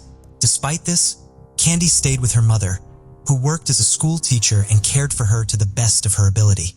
Candy was a popular face in her community, and those who knew her described her as a pleasant and friendly little girl who loved to laugh. By 1959, Candy was 9 years old and was a fourth grader at Holmes Elementary School. Like most girls within her age range, Candy also joined a youth organization known as the Bluebirds. The Bluebirds were younger members of the Campfire Girls, and the organization aims to provide girls with education and recreational activities so as to encourage personal growth, self-reliance, and a connection to nature. Candy got actively involved in the activities of the group, which included camping trips, community services, hiking, and a host of others. She enjoyed every moment and took on every activity with enthusiasm, with a future that looked very bright, and everyone around her could see that. However, no one was expecting that a heartbreaking tragedy would soon take her away and shake the entire community to its core. On March 6, 1959, Candy returned from school to the home she shared with her mother. It was a Friday, and she looked forward to spending time with her friends the following day. However, she also had something else she wanted to do first.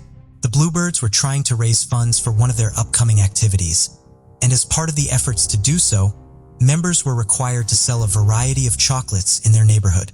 Candy had 7 boxes of campfire mints that she planned to sell that day.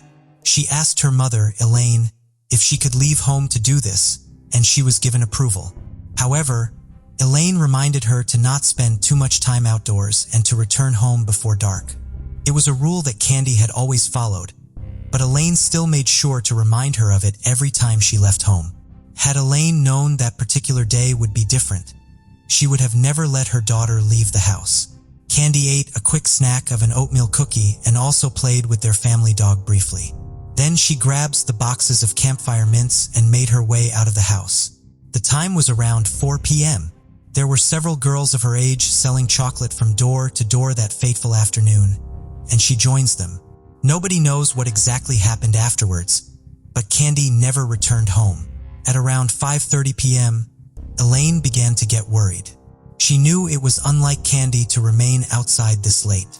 As the minutes slowly dragged by, it seemed like hours to Elaine, and she kept listening for the familiar sound of Candy's footsteps approaching the house, but they never came. At around 6 p.m., her anxiety had skyrocketed, and she was sure that something had gone wrong. She quickly informed Candy's grandfather, Stanley Newton, about the situation. Other relatives, friends, and neighbors were also informed that Candy had not returned home, and by 6:30 p.m., a small group of people were out looking for her. They began by asking people around the neighborhood if they knew where she was, and some people confirmed that they had seen her walking around earlier, clutching the boxes of campfire mints she was selling. But nobody seemed to know where exactly she could now be. Around 7 p.m., Candy's grandfather Newton and his friends were almost hit by a speeding car but managed to jump out of harm's way. The close call left them shaken, but their attention quickly returned to finding Candy as the sky darkened.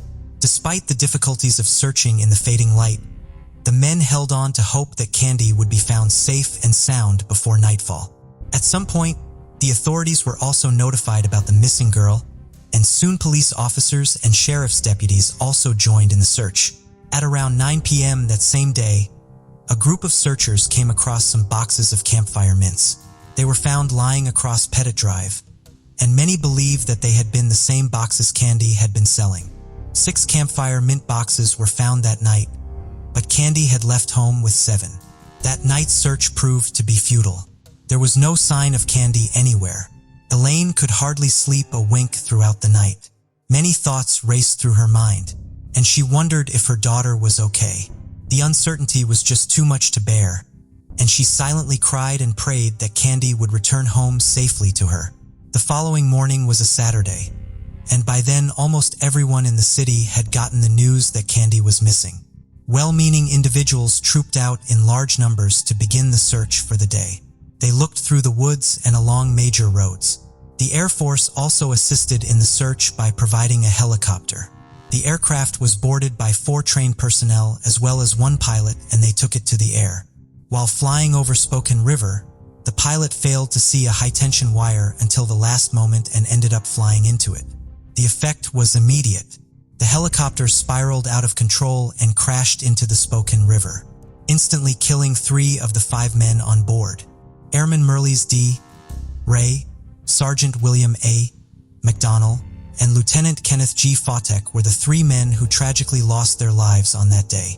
Everyone who had joined in the search for Candy was saddened by the tragic event, but it did little to discourage them from searching for her. They remained determined and therefore intensified their efforts. None of them wanted the death of the 3 heroes to be in vain. But despite everyone's best efforts, they had no luck locating Candy for several days. It was as if she had simply vanished without a trace. With each passing day that Candy remained missing, Elaine began to look like a shadow of herself. She refused to touch her meals and would constantly stare into space. Not knowing the whereabouts of her only daughter was slowly driving her insane. The burden on her heart was just too much to bear.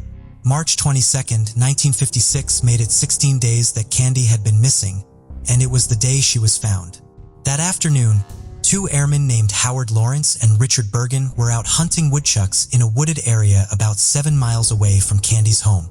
Upon getting to a small clearing in the forest, they noticed a small pair of blue suede shoes, indicated that they belonged to a child.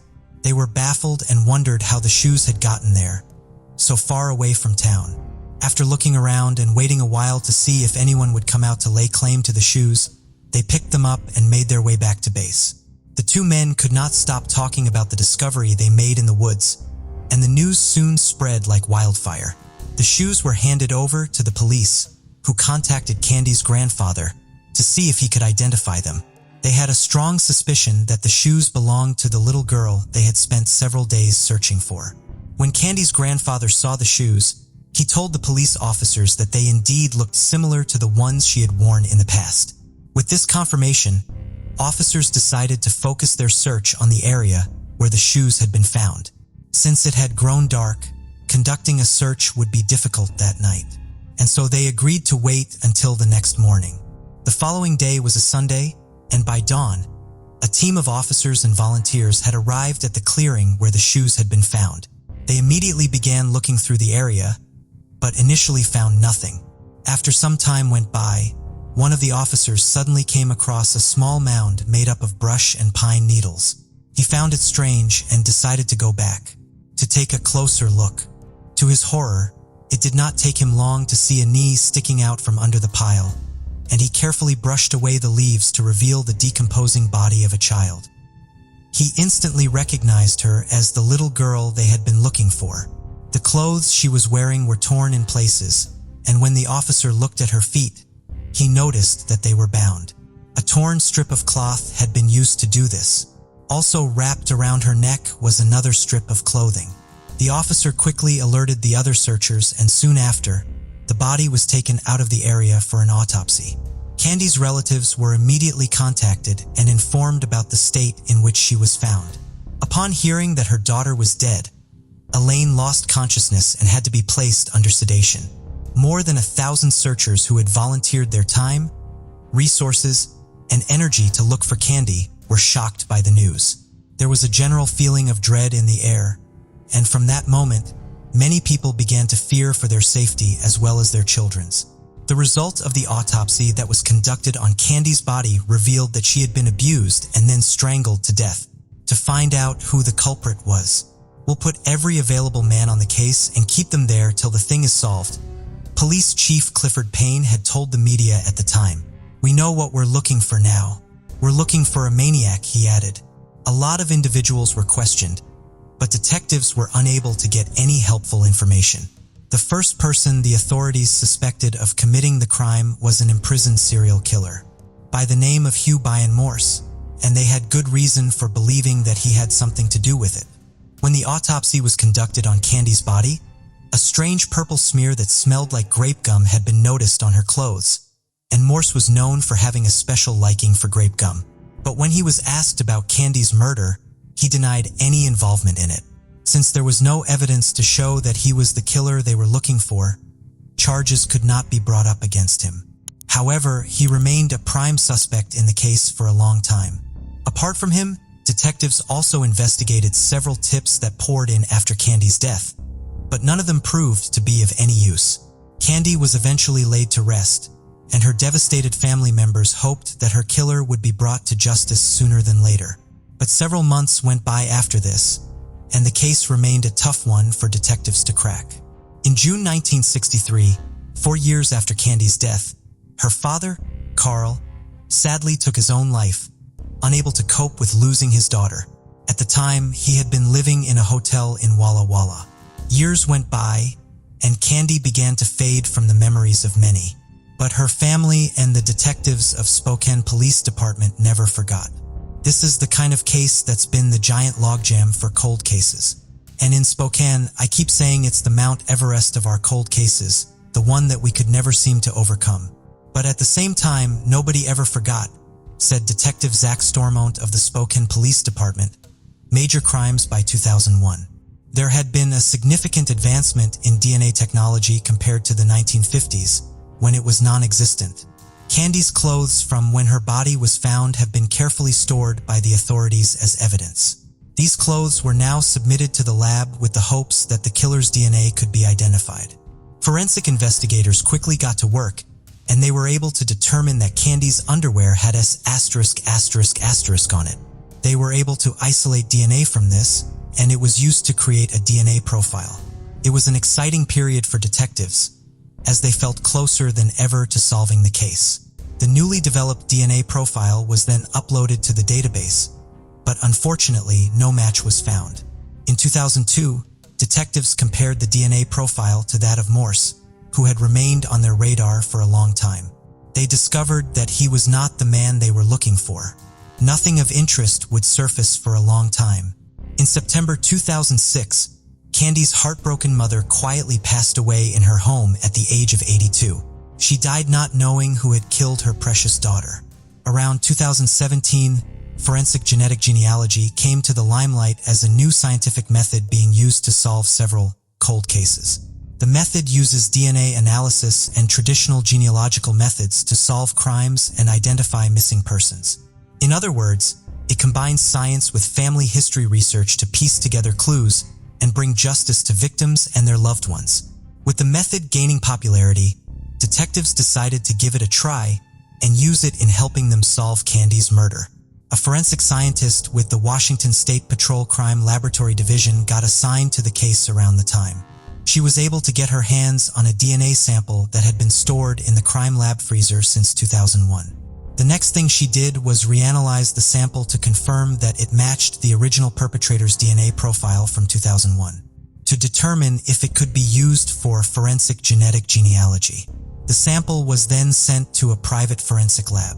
However, this turned out to be a futile effort, as according to the lab, the DNA sample was too degraded to work with. Detectives' hopes were completely dashed when they were given the news, and they could hardly hide their disappointment. A year would go by after this before detectives caught a lucky break. They learned about a particular laboratory that could efficiently work with degraded DNA, like the one in Candy's case. The laboratory was known as Othram, and it was located in Texas. Brittany reached out to them to inquire if Candy's case was eligible. Upon receiving a positive response, she then sent off a small amount of the remaining DNA sample for testing. 6 months later, the lab came back with a result. 3 brothers had been identified as the possible suspects. Their names were John, Andrew, and Terry Hoff. As it turned out, all 3 were long dead. Upon further investigation, detectives discovered that one of the men, John, had a daughter named Kathy. They decided to contact her to let her know that they were investigating her dead father. By that point, I had already looked up. A little girl murdered in 1959, so I knew who it was, Kathy said. She provided detectives with a DNA sample which was then analyzed, and the result was astonishing.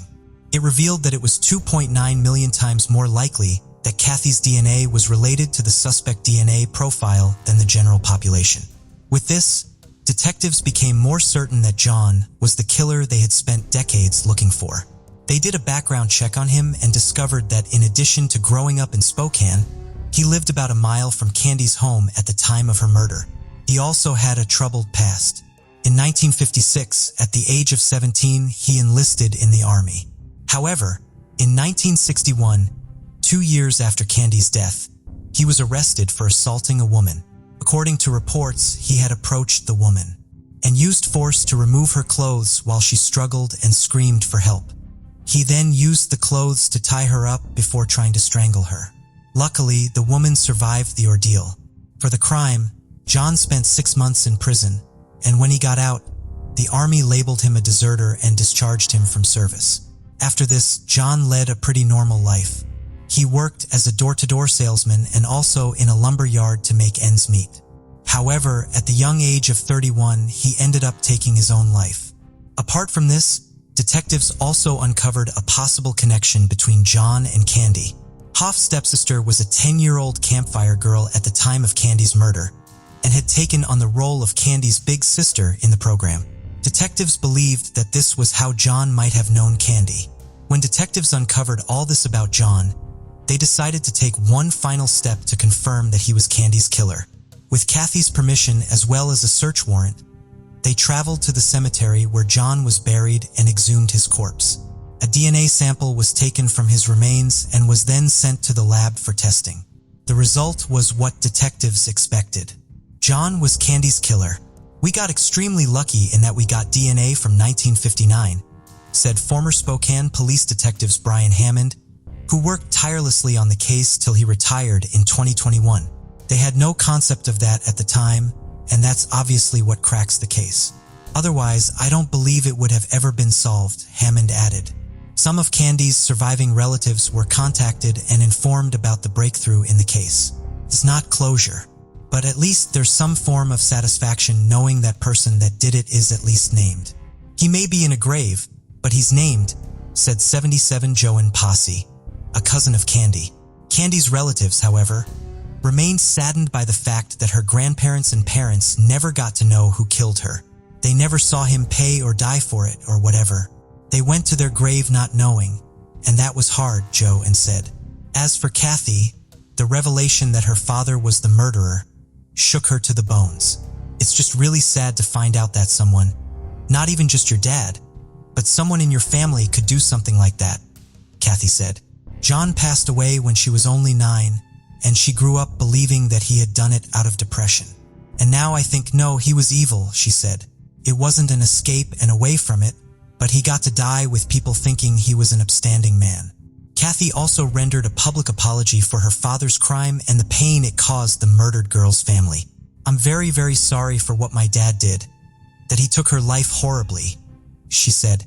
"I hope that it gives peace knowing that even though it's not really justice because he doesn't get any punishment, his name has this on it now, and they can know it's solved," and remained in the dark for more than 60 years. However, the determination and perseverance of several generations of detectives helped to reveal his identity and bring the bereaved family much-needed closure. But do you think John's murder of Candy was pre-planned or was it a random act? Paul Krashik served in the United States Army from 1966 to 1974, with his experiences during the Vietnam War shaping his perspective. When his daughter Darlene expressed interest in joining the Army after graduating high school in 1985, Paul strongly discouraged her from following his path. His wife Betty Lou shared these concerns for Darlene's safety and also urged her not to enlist. Despite their advice, Darlene remained resolute and determined to pursue her plans. In 1987, she joined the Army and was stationed at Fort Carson in Colorado. She had achieved the rank of specialist and was assigned to the 73rd Maintenance Company. On March 16, 1987, 20-year-old Darlene and several other members of her unit went out to Shuffles, a club on South Academy Boulevard in Colorado Springs that was popular with soldiers from Fort Carson. The group spent the evening dancing and having a few drinks together. Because they had work the next morning, most of the group went home early that night, but Darlene stayed later than the rest of her friends. The last known sighting of Darlene was sometime between midnight and 1 a.m. when a witness saw her leave the club. At approximately 5:20 that morning, March 17, 1987, 2 police officers were conducting early morning business checks. Near the dumpster in the alley behind the Korean club restaurant, they discovered a woman's body. The woman was nude, save for her gray pants, which were pulled down to her ankles, and one sock. She had a black rope around her neck and a wire hanger around her head. The officers found a driver's license nearby, and it identified the woman as Darlene Krashik. The location where she was found was on the same road as Shuffles. Approximately a mile south of it, authorities did not believe that the alley was the site of the crime. Rather, they believed that Darlene's body had just been left there. Darlene had been severely beaten, but her autopsy would show that she had died as a result of strangulation. She had also been sexually assaulted.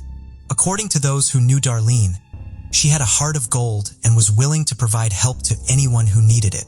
No one could provide investigators with leads about anyone who would have wanted to hurt her or any potential motives for her murder. She was well liked in her community and had a close group of friends, but no known enemies. She had not gotten into any sort of argument or altercation with anyone at the club the last night she was alive that could have escalated into violence. Army CID and the Colorado Springs Police Department interviewed hundreds of people, both soldiers and civilians.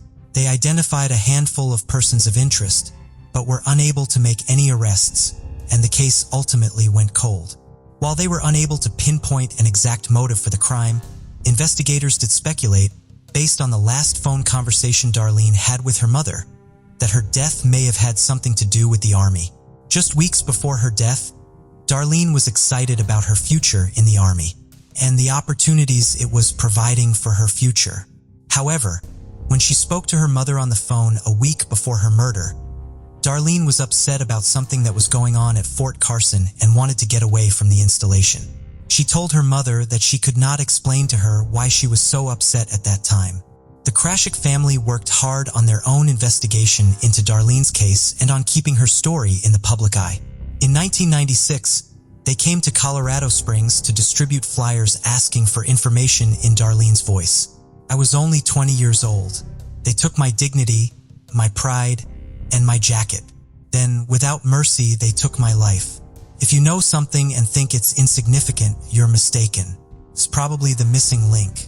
Betty Lou and Paul Krashik investigated similar crimes from all over the world, filling up their home office with files and newspaper clippings. As the original investigators retired or were reassigned, the couple would call their replacements to make sure that they knew about their daughter and were working on her case. They kept Darlene's picture with them in their Bible. Darlene's case was reopened several times in hopes that new technology would finally identify her killer. In 2004, DNA from an unknown male was identified on several pieces of evidence and on several areas of Darlene's body. Originally, only a partial DNA profile was identified from this evidence, but in 2016, a much stronger profile was isolated. Unfortunately, no match to this profile was found in local or federal databases. That same year, the DNA evidence was submitted to 2 different laboratories. For further, it was sent to the United States Army Criminal Investigation Laboratory for YSTR analysis, which focuses specifically on the Y chromosome. The evidence was also sent to Parabon Nanolabs that December. Parabon used their snapshot DNA phenotyping program to create an image of what the contributor of the DNA may have looked like at the time of the murder, and in 2016, based on his DNA. They had no way of knowing the perpetrator's actual age, so they had to assign one. The images were generated to show the unknown male in his mid-20s, as he may have been in 1987, and in his mid-50s, as he may have been at the time the images were created. These images were released to the public in March of 2017, but despite the offer of a $10,000 reward from the Army, no one came forward, correctly identifying the man in the images.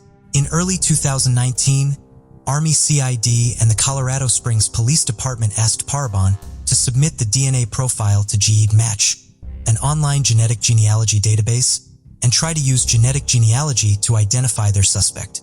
Using this method, Parabon was able to identify several distant relatives of the individual who had left his DNA at the scene. The closest relatives were a woman and her daughter living in Wisconsin, and another woman living in Texas. These women were believed to have a 6th to 9th degree relationship to the contributor of the DNA profile being investigated, meaning they could be as closely related as second cousins once removed, or as distantly related as fourth cousins. By constructing the family trees of the relatives found in the GEDmatch database and comparing them, Parabon was able to narrow down what branch of their family they shared with the unknown male. Parabon was then able to identify a potential suspect found in all of their family trees, who would have shared the same amount of DNA as the person with a DNA profile from the crime scene. That suspect was 58-year-old Michael David White. White had served in the Army from October of 1979 until April of 1998. Working as he had been stationed at Fort Carson from September of 1986 until August of 1987. After leaving the Army, White went to work for CenturyLink. He worked there for the next 2 decades, and eventually he rose to the position of senior network engineer. In 2019, he was living in Thornton, Colorado, just north of Denver, with his wife. He had no criminal record. On May 20th, 2019, 2 detectives went to White's residence and saw him get into his car. They then followed him to work. Later that day, they followed him as he left work on his lunch break and went to a nearby fast food restaurant. There, they watched him drink from a cup as he ate his meal. When White left the restaurant, leaving the cup behind, the 2 detectives collected it in hopes that a DNA sample could be taken from it. They also surreptitiously swabbed the door handle of White's car. as another potential source of his DNA. Testing showed that Michael White's DNA matched that found at the crime scene. On June 13, 2019, 32 years after Darlene Krashik's murder, he was arrested at his home and taken into custody on a no-bond warrant. He is being charged with first-degree murder after deliberation, first-degree felony murder, and aggravated first-degree sexual assault. White's wife told local reporters that her husband is innocent of the charges against him and that their entire family is shocked by his arrest. Darlene's parents traveled to Colorado from their home in West Virginia to attend Michael White's first appearance in court shortly after his arrest. The appearance was only about 5 minutes long, but the trip was still worth it for the Crash OX. They returned to Colorado for a preliminary hearing in the case on October 25th. Paul and Betty Lou have pledged to make the trip to Colorado for every one of Michael White's court appearances. The Crash OX are hoping that after 32 years of freedom, White will live long enough to serve 32 years in prison. He had his probation. Now it's time to do his time, Paul told Fox 21 News.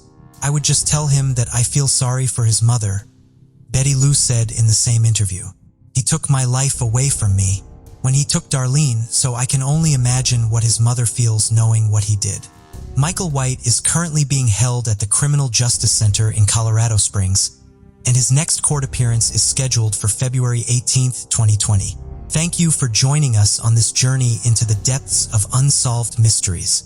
Cold cases not only challenge our understanding of the past, but also ignite our curiosity and determination for answers. Remember to subscribe to stay updated on our latest investigations. And if you have any information regarding the cases we've covered, don't hesitate to reach out.